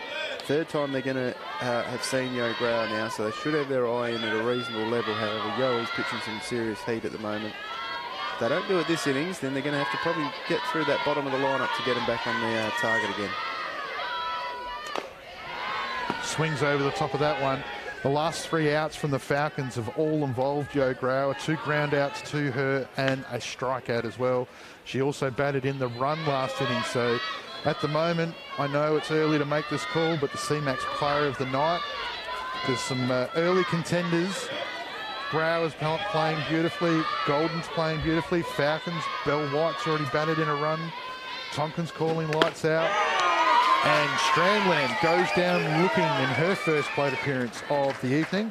Yeah, 4th strikeout for Grower, and looks like she's starting to find a bit of a groove here. She's retired the last 4 batters.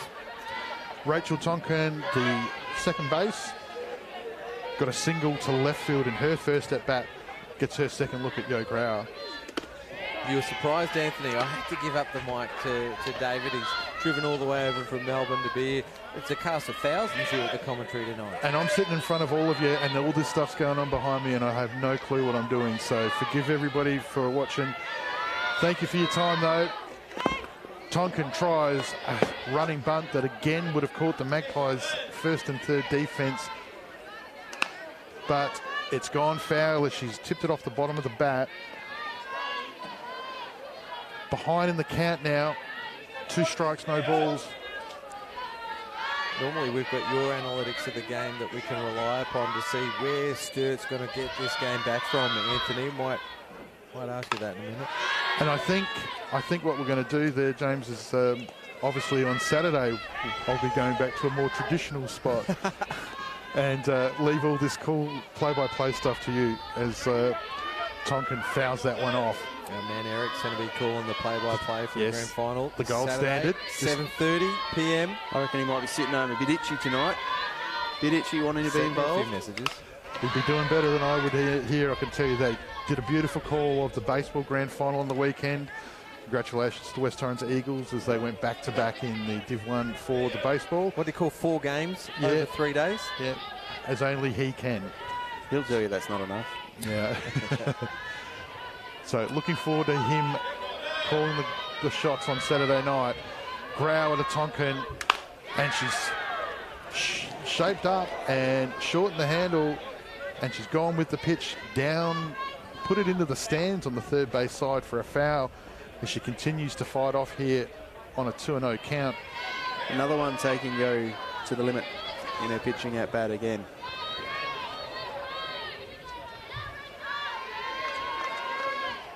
A lot of left side activity. Grower throwing rockets. Goes low and down, but Tonkin disciplined, even though she's got nothing to play with. Picks up her first ball for the count. 1 ball, 2 strikes. It's 1 out. We're in the bottom of the 4th. Magpies 5, Falcons 2. Grower teases her on the outside. Tonkin stays disciplined as she levels the count back up at 2-2.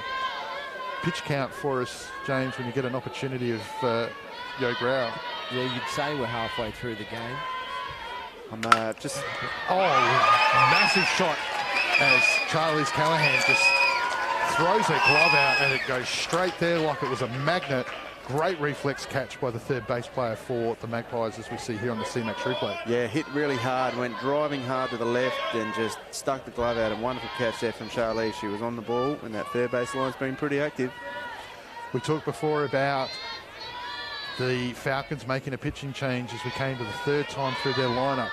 Sarah Tonkin now comes up for the 3rd time, facing Grower. She goes left side, inside the base, and it's gone all the way out to left field as Tonkin rounds, hits second as the throw comes in. Chillingworth recovers it, but no relay throw as Tonkin, 2 out, picks up a stand-up double. First pitch swinging, drills it down the left field line, very similar to her last at-bat where that Callahan was able to get a glove to and slow it down. So been on base all 3 times now. Sarah Tonkin, this one with a double. And you asked me pitch count before for Yo Grower, Anthony. I have it from the officials. That was pitch number 64 for the night, pitching 43 strikes and 21 balls. I score it says something different. Yeah. It says 77 pitches for Yo Grower. Maybe I'm looking at the wrong game. But either way, if we're halfway through the game about now, Sturt are really making her work. You probably normally expect about 100 pitches a game for an elite pitcher, which Johanna Grower is. she's on track here for about 120. Yeah, she's on track for 120. And as I said before, James, and you were just sidetracked with something else there. How many 7 innings games did she have pitched recently? We had a game, obviously, the other night where they played against Walkerville. But just thinking, you know, a 7 innings game, but then a long 7 innings game. Does she start to fatigue at all in there, or is she still just running on adrenaline in the 6th or 7th innings? One thing I'd say about Yo Grauer, and I mean, we probably didn't see it at the Gillies, but you know, when you've seen her in those championships before, when you go back and you look at the May Championship of 2022 with the shortened championship, and she threw that in pivotal times, lots of warm-ups and stuff. Yo Grauer, even though she comes down, you know that she does the work, and she's a supreme athlete. There's no problems. I think the distance. The question I'll have is the movement on the ball. Adams goes right side. I know firsthand, and FYI, a tip for everybody that's out there, future coaches. I dragged my wife in a grand final because she'd hit the 80s, and you know, we were thrown against a fairly strong lineup at the time that the Eagles had, and you just start to lose a little bit on the ball rate, and that'll be the question mark of whether or not the breaking pitches that we've been seeing early in the control of the rise changes the longer as this game goes on. And on that, Adams swings over the top of that one for a big strikeout for Yo Grauer as she retires the Falcons. As we were just talking, as I was just saying there, big kicking pitch here.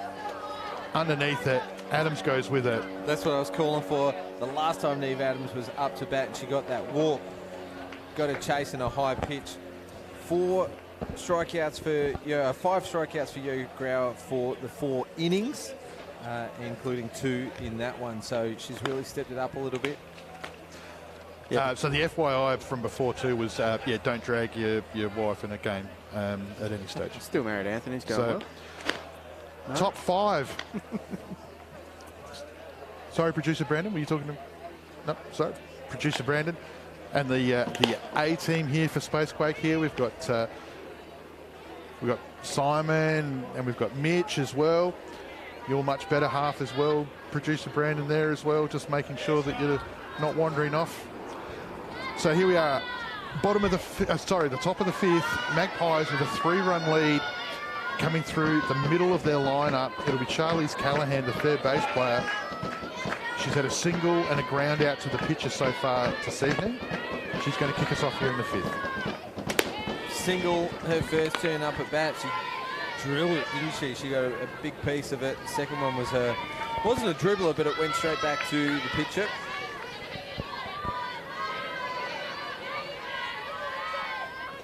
Crucial for the Falcons here that they can get through this part of the lineup with quick outs. Yeah, because Port Adelaide have defended well and kept Sturt scoreless the last 2 innings, whereas Port have scored in every inning so far. Callahan chases a high pitch up off the handle. It's a difficult ball, but Tash Straps takes a great, well-judged catch under the lights over at first base. Just see here on the CMAX replay, it was really high, and good communication from the field around her. Just chasing the pitch on the up as she is retired as the leadoff. I think it just beat her for speed. It just got onto her a bit quicker than she thought. Yeah, I think I mean, as we said before, Fidge, a lot of mixed pace early in the game. Strandland's definitely come in and she throws harder. Taylor Chillingworth so far. Fly 8, sacrifice, and a ground out to the pitcher. This time she's gone deep to left field. She's gone over.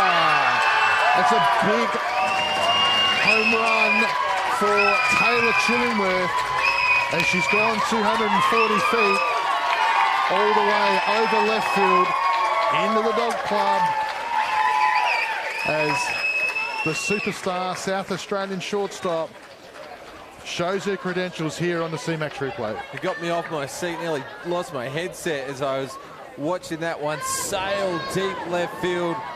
Collett could only watch, and Chillingworth puts another run on the board for Port Adelaide. And that is a big bonus for them, isn't it? Like you said, Anthony, they've scored in every innings, the Magpies.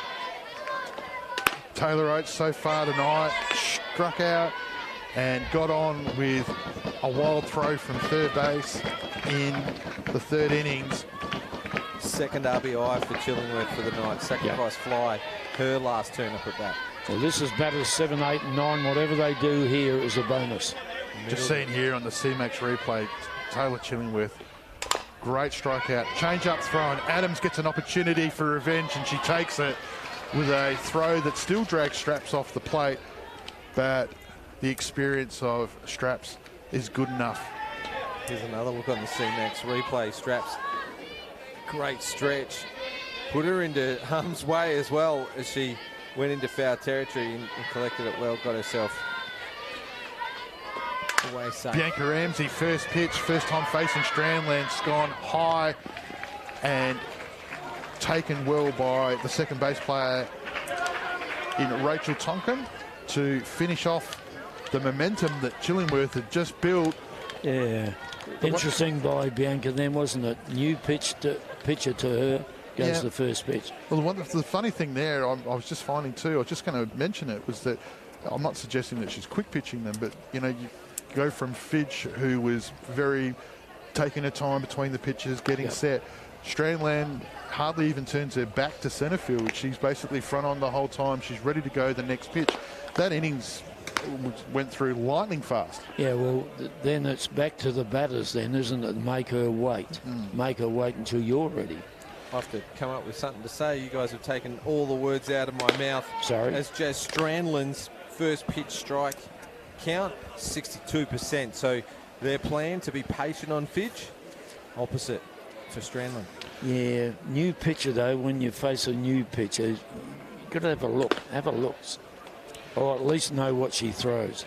Getting into dangerous territory here for the Falcons. It's the bottom of the fifth, which means that the Magpies are 9 outs away from getting an opportunity to defend their premiership from last year. But 9 outs away seems like a very long way away when Belinda White comes to the plate as the first opportunity there. You know the Falcons are going to have to make things count from here.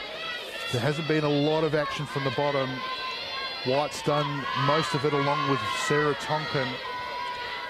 Falcons need a base runner. First pitch, swings, puts it in the 6-5 hole out to Maslin, and aggressively White takes on the runner to second. The ball comes wild as she's caught the Magpies just napping there, and she's made her way around to third. Well, the trouble came from the cut-off. I think she thought that she had a play here at 2 and she fired it across. No one was ready. There was no backup. Belinda White didn't even know what was happening. So hopefully the Magpies use that as an opportunity for themselves to reset. Maddie Cameron comes to the plate aggressively. First pitch, she gets underneath it. Chillingworth calls out Callahan, takes a very important catch. Yeah, with your lead off getting to third, you've got a very good chance of scoring. Here's another look at the reverse angle of that wild throw. Gee, White had to duck for that. That was great base running by Belle White as Port just sort of going through the motions. They need to stay switched on. Straps takes the first high pitch. Yeah, but first pitch, I have a problem with that because you've got to run her there at third, get them back one at a time. Force the pressure back on the middle. Well, the only way you're going to... pressure is on the middle. It's on the defence at the moment. Well, the only way you're going to ask the question of it's in the 80s and 90s is you're going to have to get her to take some pitches and try and take her and just see if there is an opportunity late. But I think Grau is a bit of an enigma like that. She's just, you know, there's no real weakness. I've never seen her tire in that regard. But no. I suppose at the same stage, you know, what Pete said earlier, I mean, we're not going to really know unless we get that deep into the count. How many 7 innings games has she thrown? But she's ahead in the count here. Straps gets after it. And plus the fact that it's not 42 degrees out there.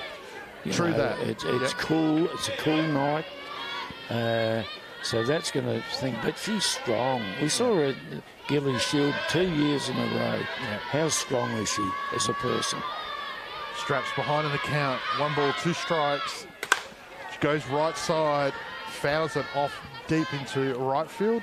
She's battled well this at-bat, Strap. She's had a couple of check swings, and that one she swung through. And both of her counts have been, both of her at-bats have been deep. I mean, she struck out and she's grounded out to the pitcher, but they were both lengthy at-bats from memory. So sacrifice bunt the last time up. Well, there you go.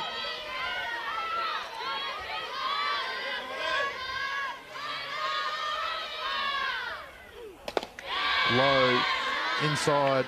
It's been a long game. We're already about the 85-minute mark, which is around about the time when things will be wrapping up for a Premier League season game. But this is finals. We go out to 7.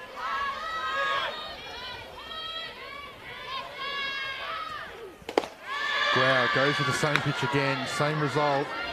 And this isn't a batter that you do not want to walk, and not saying that against Straps. I'm talking about the numbers. Yep. It's about the outs at this particular point. You want to avoid coming through the top of the Falcons lineup again. So you can't give up any walks at this time of the game. She's going to have to challenge here. She does, and it fouls off on the third base side. Well, for the Falcons, they've got to score. They just have to. They can't go into the last 6 outs with a 4-run deficit, knowing that, you know, the top of the order is due up soon for Port Adelaide. So, yeah, they must score here, capitalise on their opportunity with White on third. Counts full. Bell White's at third. It's 1 out. We're in the bottom of the 5th. She's got a piece of it, but Chillingworth patiently waits for the ball to get to her, as the line drive is well taken by the Port Adelaide shortstop for the 2nd out of the innings. This is where I'd play a different batter now. She's been struck out twice out of 2 turns at bat, Riley, as the DP. Just somebody off the bench, just a different feel. Abby Kennedy, a left-hander as well. Give a bit of a different look to go, because she hasn't had an opportunity. She hasn't thrown against a lefty. Then you've got Lauren Jury, as, you know, small person in stature, harder to pitch to. Just a different feel. Yeah. And Kennedy's been good when she's played, when she's batted. So young talent. Moore gets contact on this one, but Golden goes over to the fence, and with a well-judged catch running over to the fence, retires the Falcons, stranding Belle White after her impressive shot. As lead-off, and you remain at third. Yeah, so third consecutive innings Port Adelaide have denied the Falcons, but they've threatened in every inning. You had a lead-off got on in the third. They, with a sacrifice bunt, the next batter, so in scoring position. Yep. They got out of it, Port Adelaide. Then in the 4th inning, Sarah Tonkin hit that double down the line. They would strike out Neve Adams and deny Sturt Falcons, and then a lead-off double to Belle White, who advanced to 3 on the wild pitch. Denied them again. Yep. With some cheap outs, 3 pop-up fly balls. Well, when the lead-off gets on, and it's a person like the superstar that she is, Belle White, and you can't score her, then you just got to try on something different to make things happen. Do you want to help advance tomorrow's healthcare and get paid for your time? Log on to cmax.com.au, proud sponsors of the CMAX Premier League. We talked about a couple of the finals coming up. So we talked about the under-16s, under-18s, West Torrens v Port Adelaide. They're on Diamond 1. They're the first final on Diamond 1 at 12 p.m. So West Torrens, Port Adelaide. Looks to be a good game for 12 for the under-18s. Will the Magpies A grade do the same thing? We're going to find out in about 2 innings time. Yeah, look, this is crucial time now for Sturt. They've got to hold Port. Port can't get any more runs. That's a 4-run lead with 2 innings to go is a tough ask when you're in a final at this end of the pointy end of the season. If they can hold Port, they really need to get a run or two, at least to close that gap in some way, shape or form. I don't write Sturt off by any stretch at all. You're going to get back around. You should get another turn to see the likes of that Belle White, Maddie Cameron style hitting. Thompson goes down looking for the second time. Sorry, it was the second strikeout. I don't think she went down looking the first time. I think she swung over it. She was the first pitcher, the first batter that the new pitcher Strandland faced. And upon that strikeout, this hitter that came to the plate followed it up with a stand-up triple. Jess Golden, 2 for 2 for the night. Takes an outside pitch. Yeah, she's been my player for the night so far. A 2-bagger, a 3-bagger. She's had a walk. She's got home. And 2 of her 3 at-bats. Left stranded on third on the other occasion. She's been absolutely crucial in behind the plate for Yo, who has pitched phenomenally well to her. But there's been a couple of times the ball's got past Golden with runners in positions where they could have got, but her speed up and back to that ball has prevented those runners coming home, and she's done her job behind the plate. She's done her job in the box. Plus the fact that she's such a patient batter. She just doesn't chase everything. It's no secret I'm a big fan, and this time she's taken a change up. The pitch before for a strike. This time she gets the same pitch. It's a little higher. She goes with it. She's gone left field at her 2 hits tonight, so you probably don't even need a right fielder out there, to be honest, when she's batting. But that left fielder needs to be hot on, ready to go. And you can see Maddie Cameron, she's well off centre already. She's pushing around towards left field herself. Having said that, the first time she had a hit in this competition, change up again. She's drilled it to right field like that, but it went to the fence. And that one allows. Yeah, that's called working your diamond nicely. She can hit the ball anywhere. Obviously, as you've just seen there, was it very well. She waited on it a bit longer, which probably assisted her getting it around by flicking those wrists. And a good solid hit puts her back on base again with another double. Very rare does she just get to the first base with her speed. So if you hit them out there with her speed, you're getting around quickly, and she did that nicely. So aggressive she is, running, throwing, batting. And she's off this time. Letton drops the bunt, and she's made first. Golden had already gone to third before the bunt was already done. She was broke early. As you can see there, she's already past Bell White at shortstop. Letton drops the bunt. Strandland comes in. Tonkin freezes at second. And now we've got runners in the corner at 1 out. And the dangerous Grower, Maslin, Callahan, Chillingworth, the next 4 to come. And just as you see in that replay there, in behind Strandland, when she had that ball, Jess Golden, she was off. She was 2 or 3 steps already round third. Yeah. If that throw had gone anywhere near first, she was home, without a doubt. And Jess was, as you can see here, the throw, you know, she could have potentially got the out at first, but have a look behind in the background. Yep. Look how far. She's ready to go. She's ready to go. Both teams taking the opportunity as Coach Adams comes out for a timeout. As James was saying just before, how important it was to not let any more runs through. Only 6 outs left to play with. Grower's night hasn't really broken the field too much. She's had a ground out to second. She's hit to second. She's had an error at shortstop on a wild throw. So what do they do here on the 1-3 split, Sturt? Well, you've got 2 of the fastest runners in the competition, and you've got one of the biggest power hitters at the plate. You're up by 4. Pull the trigger and play the game. I'm getting aggressive. I'm sending Letton. Yep. Send her out there. Worst comes to where. You've got Yo Grower up now, and then Jess Maslin, who we've spoken about her batting average against Sturt. She's well, the 2 or 3. The other reason you want Letton at second, not just for the scoring thing, is it takes the double play ball out as well. So gives some freedom to Maslin to come up and go deep in the count. Grower here, 2 balls, no strikes. She knows something's coming. Free hit here, free hit, free swing. Letton hasn't gone yet. Ball low. Hasn't actually shown any intent that she's going either. She's for somebody so fast, but 3 balls to Grower. She might get a free pass here. Feel a bit for Jess Strangling here. Pressure's really back on her now. She's come up with that. Throws the strike to come back into the count. Yep. Interesting. Letton not even looking like going to second. No. She's only getting maybe 2 or 3 steps off first base. She's hardly getting behind straps, really, and turning straight back to the base. So no real intent there. And it's a walk as Grower gets to first, loads the bases for the Magpies, and brings Jess Maslin, whose numbers was talked about in the pre-game against the Falcons. They get nasty real fast. Now she's got an opportunity to put this game away. Miss hit by her scores at least 1, if not 2. First pitch goes high and deep. We're going to see Golden versus Cameron again. The ball spills, and they get the out at second.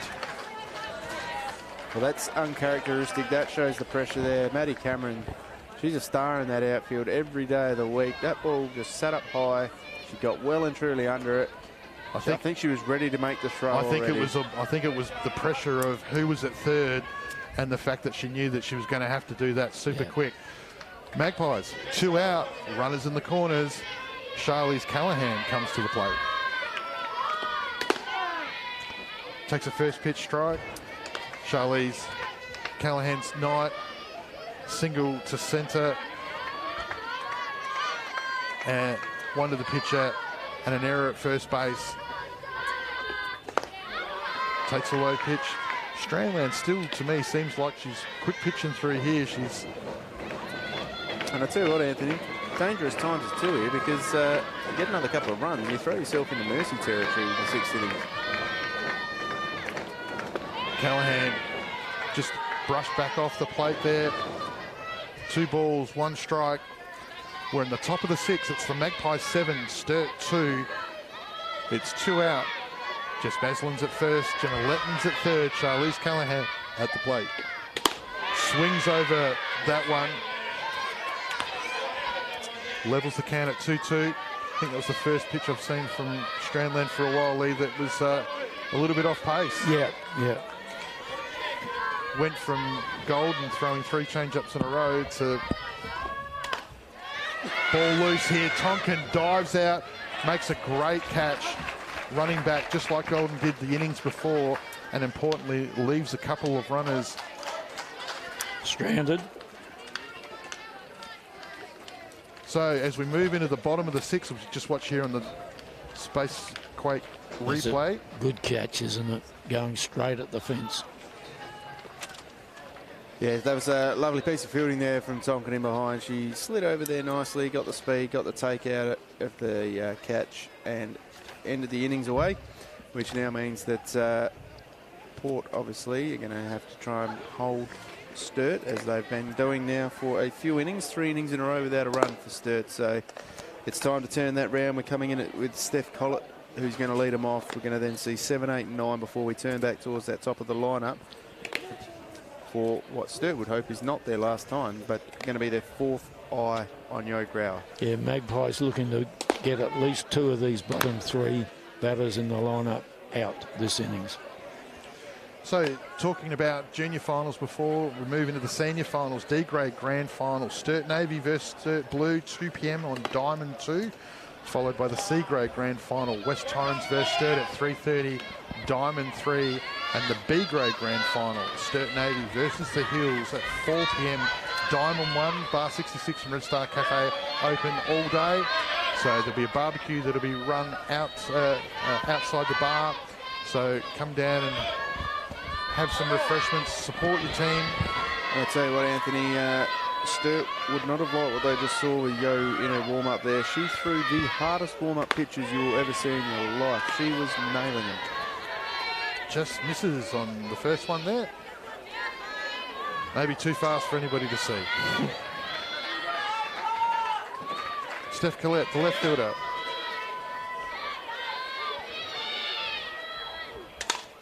Fouls it off behind us here. Level the count at 1-1.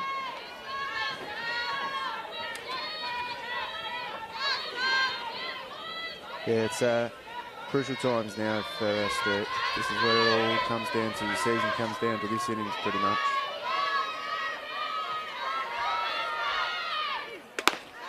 High and away. Sturt still put up a good fight. They've got 5 hits for the game. 3 of them have been extra base hits as well, but they've just been scattered, so they haven't been able to capitalise except for the first 2 innings.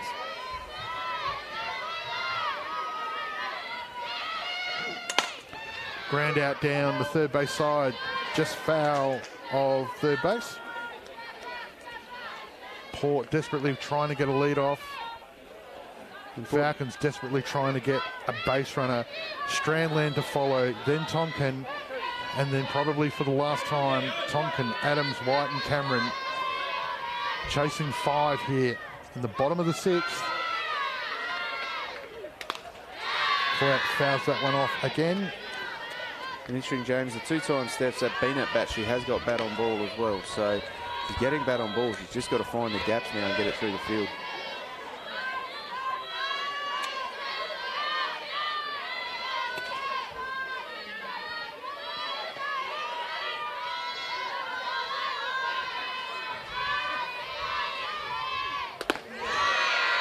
Yeah, the one thing Grau doesn't want to do here, and she has taken a lot of her batters to deep counts, don't want to walk the lead off. We said the same thing before. She's got to attack this bottom order. 6 outs away, the Magpies.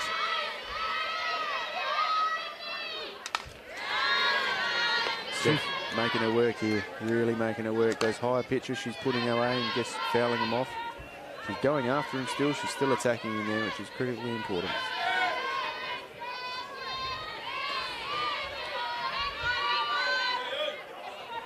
Full count on the left fielder from the Falcons.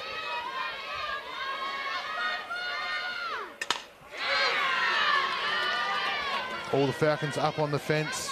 Lots of voice. There they are on screen.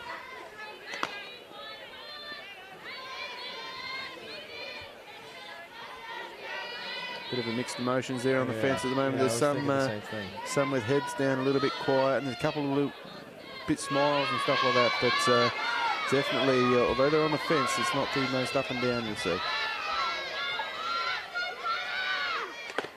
And Collette goes down looking as the Magpies pick up the Falcons lead off in the bottom of the 6th. Yeah, great pitching from Grau, finding the right at the bottom of the zone. Collette, you might see in the CMAX replay, may have had an argument for... Nah, it looked pretty good actually on the replay. That looked like the screwball. Strandland struck out in her first at bat. It definitely was a screwball. I think she was thinking it might have been a little bit wide, but it just came back in perfectly on her.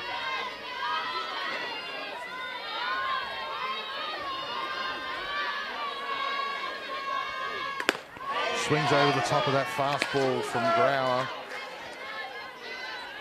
Behind in the count here.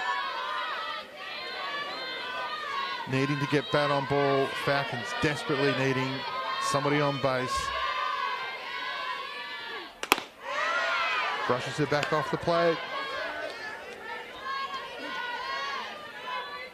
On top of the great pitching by Grau, I think Golden's done a great job. I mean, confessing I'm a fan, but she has called a great game tonight when you can talk about those scattered hits. She's phenomenal.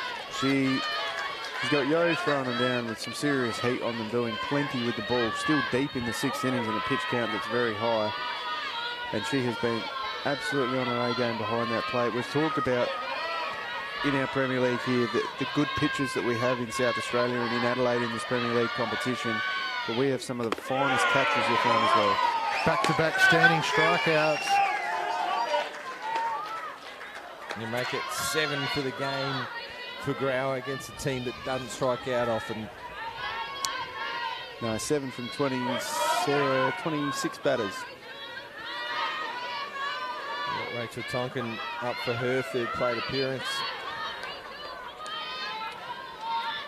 A single and a fly 5. Lee just pointing out that deep as she is into this game in the 6th innings, we've been talking about when she looked like she was going to tire, she doesn't look like she's lost a kilometre in pace at all. Throwing genuine rockets. And what goes a long way to that too, Anthony, is generally how she's actually pitching. She's hitting all of her spots. Her pitches are coming off just how she wants them. And when that's happening, she just makes it look easy, doesn't she?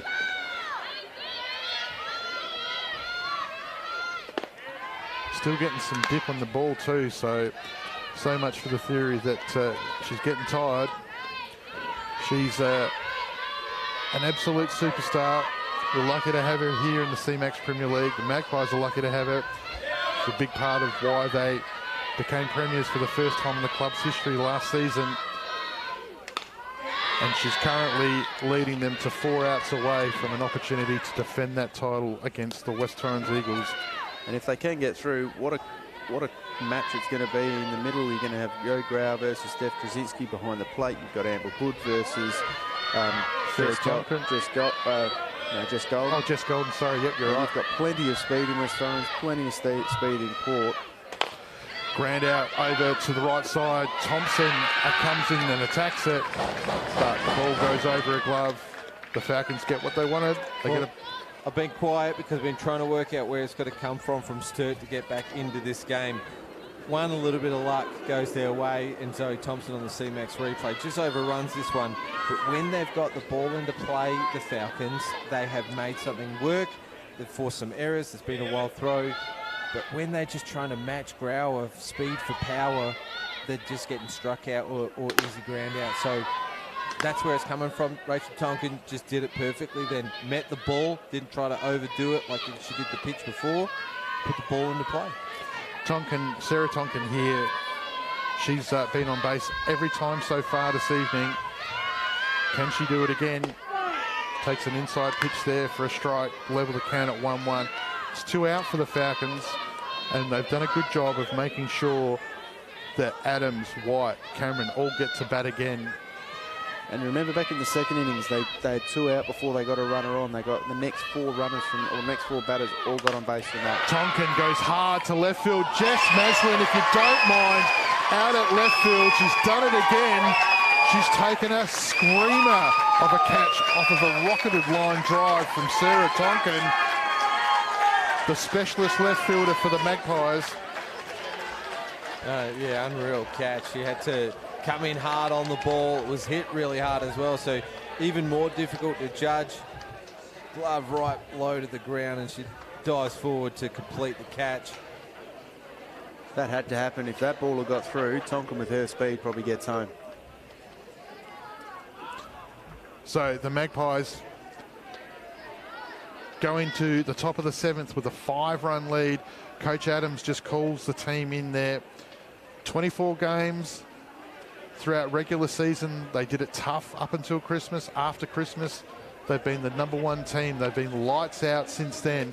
Dropped their first game Saturday in the qualifying final against West Torrens when they were 2-2 in the 7th, and had a walk-off hit to the Australian squad member and Steph Krasinski to lose that.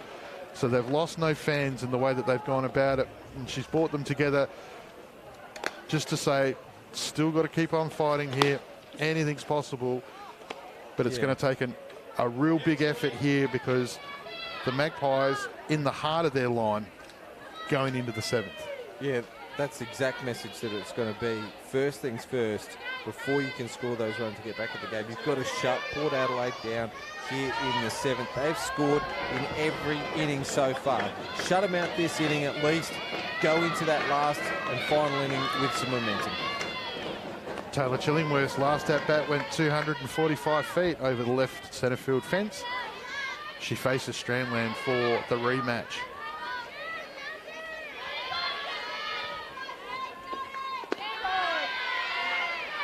Strandland changing their pace up there in the first 2 pitches. Count 1-1.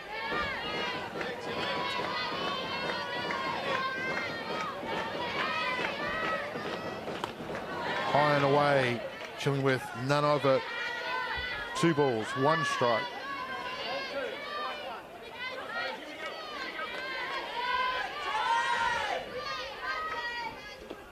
Change up. Chillingworth swings over the top of it. Adams comes out as it goes towards the 6-5 hole as a slow roller, but it tips off of Adams's glove. White oversteps. Nothing she could have done about that. And Chillingworth is a lead-off here in the top of the 7th for the Magpies. Taylor Oates comes to the plate. We saw something similar on Saturday, didn't we, where Adams thought she could shark one and just tips the glove, and neither the shortstop or the third base can come up with a play. But again, I don't mind that. If you think you can get it, you've got to go for it. I think in this part of the game, they're attacking it. They've got to get the outs. Taylor Oates has been to third base twice so far tonight. with a wild throw and a ground out to the third base at Neve Adamson, struck out in her first at bat. Swings over the top of that one.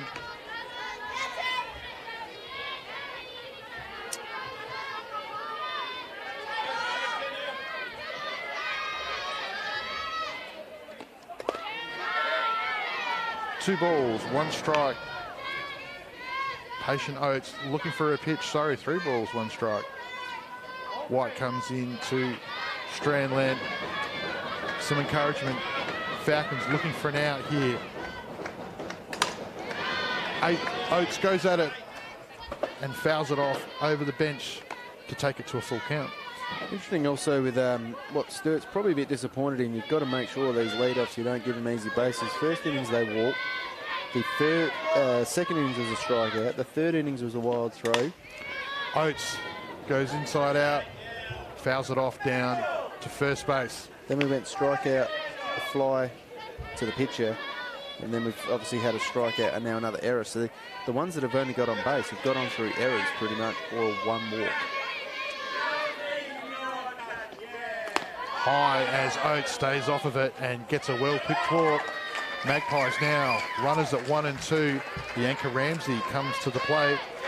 Last time, as Lee said, she went first pitch. Yeah, high stakes game, Pete. As you mentioned, both teams have made 4 or 5 errors each, and you know you just got to be better than that in the preliminary final. Yeah, this time of the year, you know, you've played all year. Again, there's probably some fatigue kicking in now as well out there, but you cannot give up when you're playing these top teams, any sort of position on the diamond. Ramsey takes a strike, first time here. Magpies runners at 1 and 2. Shows bunt. Ball bounces back. She's in the box. Oh no, she's out of the box. As they've been a step out of the front of the box. These Port Adelaide batters have been right up the front all game. I can hear producer Brandon in the background saying, stand by for a replay. Here we go. I think it's a good call. oh. Thompson, first pitch swings. Tough to tell from that angle, I reckon. It's actually come back up and hit her in a hand, it looks like. Falcons get the important out that they wanted. It was definitely pretty close though. Thompson at the plate. More Warrison for the Falcons. Jess Golden's on deck. Here's another look at the bunt. Yeah, maybe. It's like her hands were out and her legs were in. Third view on the CMAX replay. That back foot was still in the box, but the front foot wasn't. Yeah, with 1 out, Anthony and Jess Golden to the plate. Been on 4 times out of 4. The 3 hits have all been extra bases. Thompson's last 2 at-bats have been strikeouts, so she'll be swinging at anything close here. This time she's just put it into play. Straps has come over, and again, the speed of Thompson. She beats it out the first base line. Tompkins comes over to take the ball, but now we've got a situation for the Falcons. It's bases loaded. She's done it twice in the game. That speed, she just drags it over to the right side of the diamond. Far out, she wasn't even in picture. She just appeared out of nowhere. Jess Golden, a double, a triple, a double, and a walk. She's going to be very watchful here in this at-bat. It's going to be the best pitch that she can swing at to put an exclamation point on the Magpies here. Yeah, pressure back on the pitcher again. Only the 1 out with this person on deck or in the box is a very dangerous position. She's going to be taking this as far as she can into the outfield.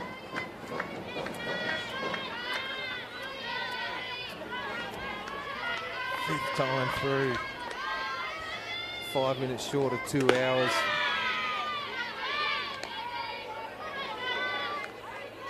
Two balls, 1 strike. Golden gets set. Coming back for the 3rd time seeing Strandland now as well. off pace. 3 balls and a strike.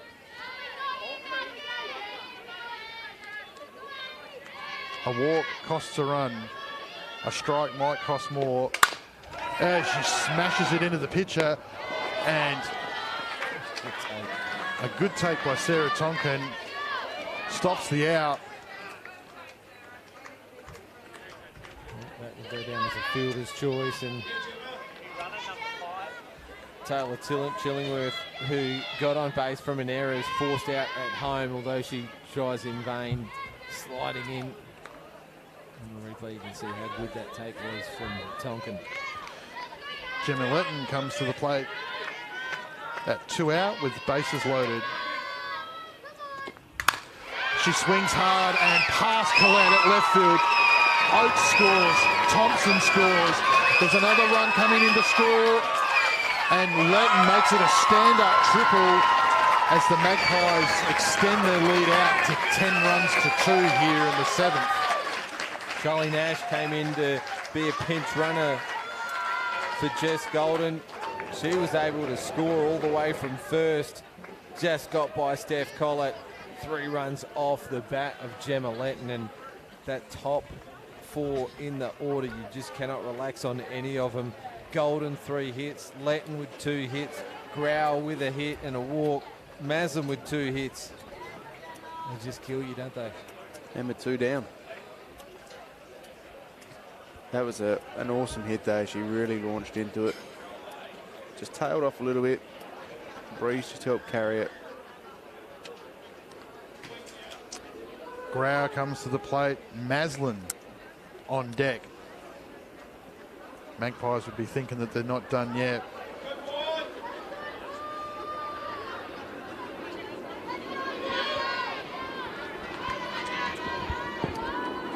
Two out here in the top of the 7th. Yo Grau, a walk in her last at bat. Change up first pitch. Adams jumps out. And the Magpies 3 outs away from back-to-back grand final appearances.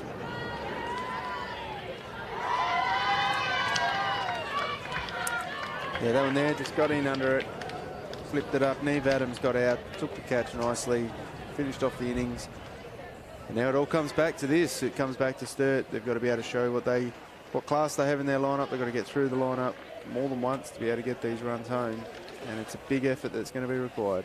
Do you want to help advance tomorrow's healthcare and get paid for your time? Log on to cmax.com.au, proud sponsors of the Premier League here in softball, West Beach. So it's going to be the heart of the line for the Falcons. Adams, White, Cameron. So to get it done, Grau is going to have to get past 3 of the best that the Falcons have got. White's had 2 doubles for the night.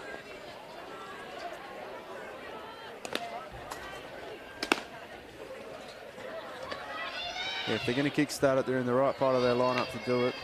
Stats will say that these are the ones that can get out there and get on base with the good averages. So need it all to happen now. But Yo, she's going to try and pitch out her 7th innings and hold it to 2 runs is her aim in this last innings for her. Yeah, she's showing no sign of fatigue, as we've talked about. So it's been an amazing performance by her. Only bettered probably by Jess Golden's performance throughout the night. But they've all done great things. Adams goes hard, first pitch. Letton's contributed. Chillingworth has had some good moments in the field, plus the home run. Callahan's been busy. Maslin's done a great job with the bat and took a screamer at left field. Thompson's been solid at second. It's been a team performance. Oates took a good catch halfway through the game with runners on, all the bases loaded. And Burr's done a great job at first. So it's been a complete team effort from the Magpies. Yeah, it's what they had to bring. We said it earlier that there can't be any loose spots in your lineup when you come to a final, and that not one of them has really let their position down at all tonight. They've fought hard for their position, and that's why they've gone basically unchanged through the game. And Adams goes down swinging over a great breaking pitch by Grauer, showing just great control of her craft, even in the 7th, even in a prelim final. Just an absolute pleasure to see. Well, when you're leading by 10 runs to 2, you seem to find a little bit extra, don't you? Surely that helps. 8 strikeouts for the night. It's an impressive effort in a prelim final against a side that finished second and has names like White, Cameron, Tonkin in it. Yep. It's an impressive effort. 3 of her last 6 have been strikeouts too. And as Lee said, lost none of her pace. So No. that being said, we've just all given her a rap and she puts a ball in front of the plate in the dirt. Just to show she's only human like the rest of us. And that's the first ball I think Golden's even had seen go to the back fence too. So, and at this stage, what about Saturday's game? Steph Jasinski versus Johanna Grau. it's going to be a big one. White gets underneath it. That's every chance of hitting me. And it's just missed me. Damn it. Says everybody. Not everybody. White gets underneath it for a foul. Falls behind the count. 1 ball, 2 strikes, 1 out. But Saturday, we'll talk about it later, of course, but the 2 best pitchers plus 2 strong batting teams. Well, the one thing that's going to happen is the Magpies are going to take a bunch of confidence. Because against Walkerville, Grauer and Golden were in complete control. That being said, the Cats, top of the lineup, a couple of times threatened. But for the rest of the night, they had them in check. And the batting just did enough. But tonight, they've taken a step up. Yep. And just, you know, this is impressive. I mean, to win a prelim final, you know, by maybe 8 runs is a huge statement on the eve of, you know, defending your first premiership. I can, you know, again, I remember winning the first one, and the second one was significantly harder than the first. And, you know, I'd also like to know, Anthony, it'd be interesting out there, all the softball buffs. I'm sure someone's got this stat recorded somewhere, but the last time a team has scored a run in every single innings of a final, that is a confidence taker to a grand final, that you know you can get people on and you can get them round, and you're doing it every innings. Yeah, very interesting stat, very interesting stat. Well, against that is what I've said for as long as I can remember. Most runs you get off West Torrens side with Steph pitching is 2 runs. You get more than that, you're probably going to win. Let's see how it pans out Saturday. Grauer challenges her high. White still fighting for the Falcons as she meets her over the plate. She's we've said she's a fighter all game. She's popped a couple of whacks in this game, and she's still throwing the bat hard at it, not giving up.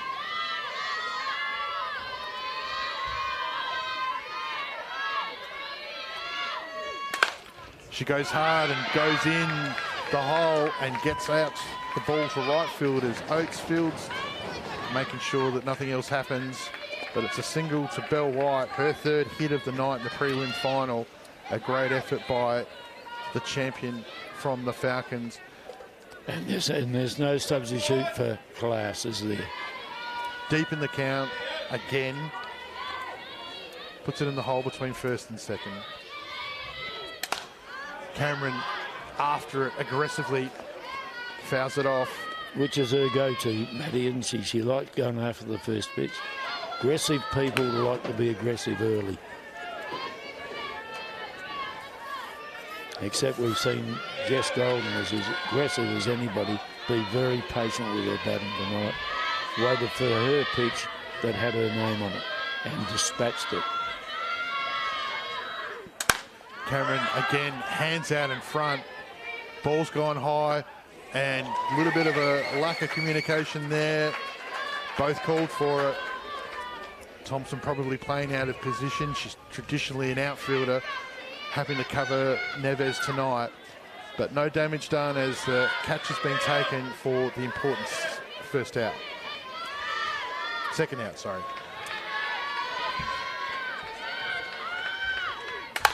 Tash Straps goes hard to Thompson at second. Ball goes through her. White's already at third. Magpies try and play the lead runner there. And the Falcons have got runners at 1 and 3. Riley Moore going to get another at-bat.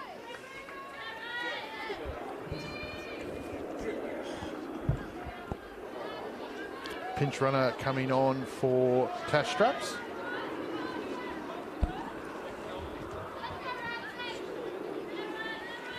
For those listening at home, Yo Anna Grau's current pitching numbers: 116 pitches for the night, 80 strikes and 36 balls. So she's going at better than 2/3 of her pitches being strikes for the night. In other words, if we were married, I would have dragged her 25 pitches ago.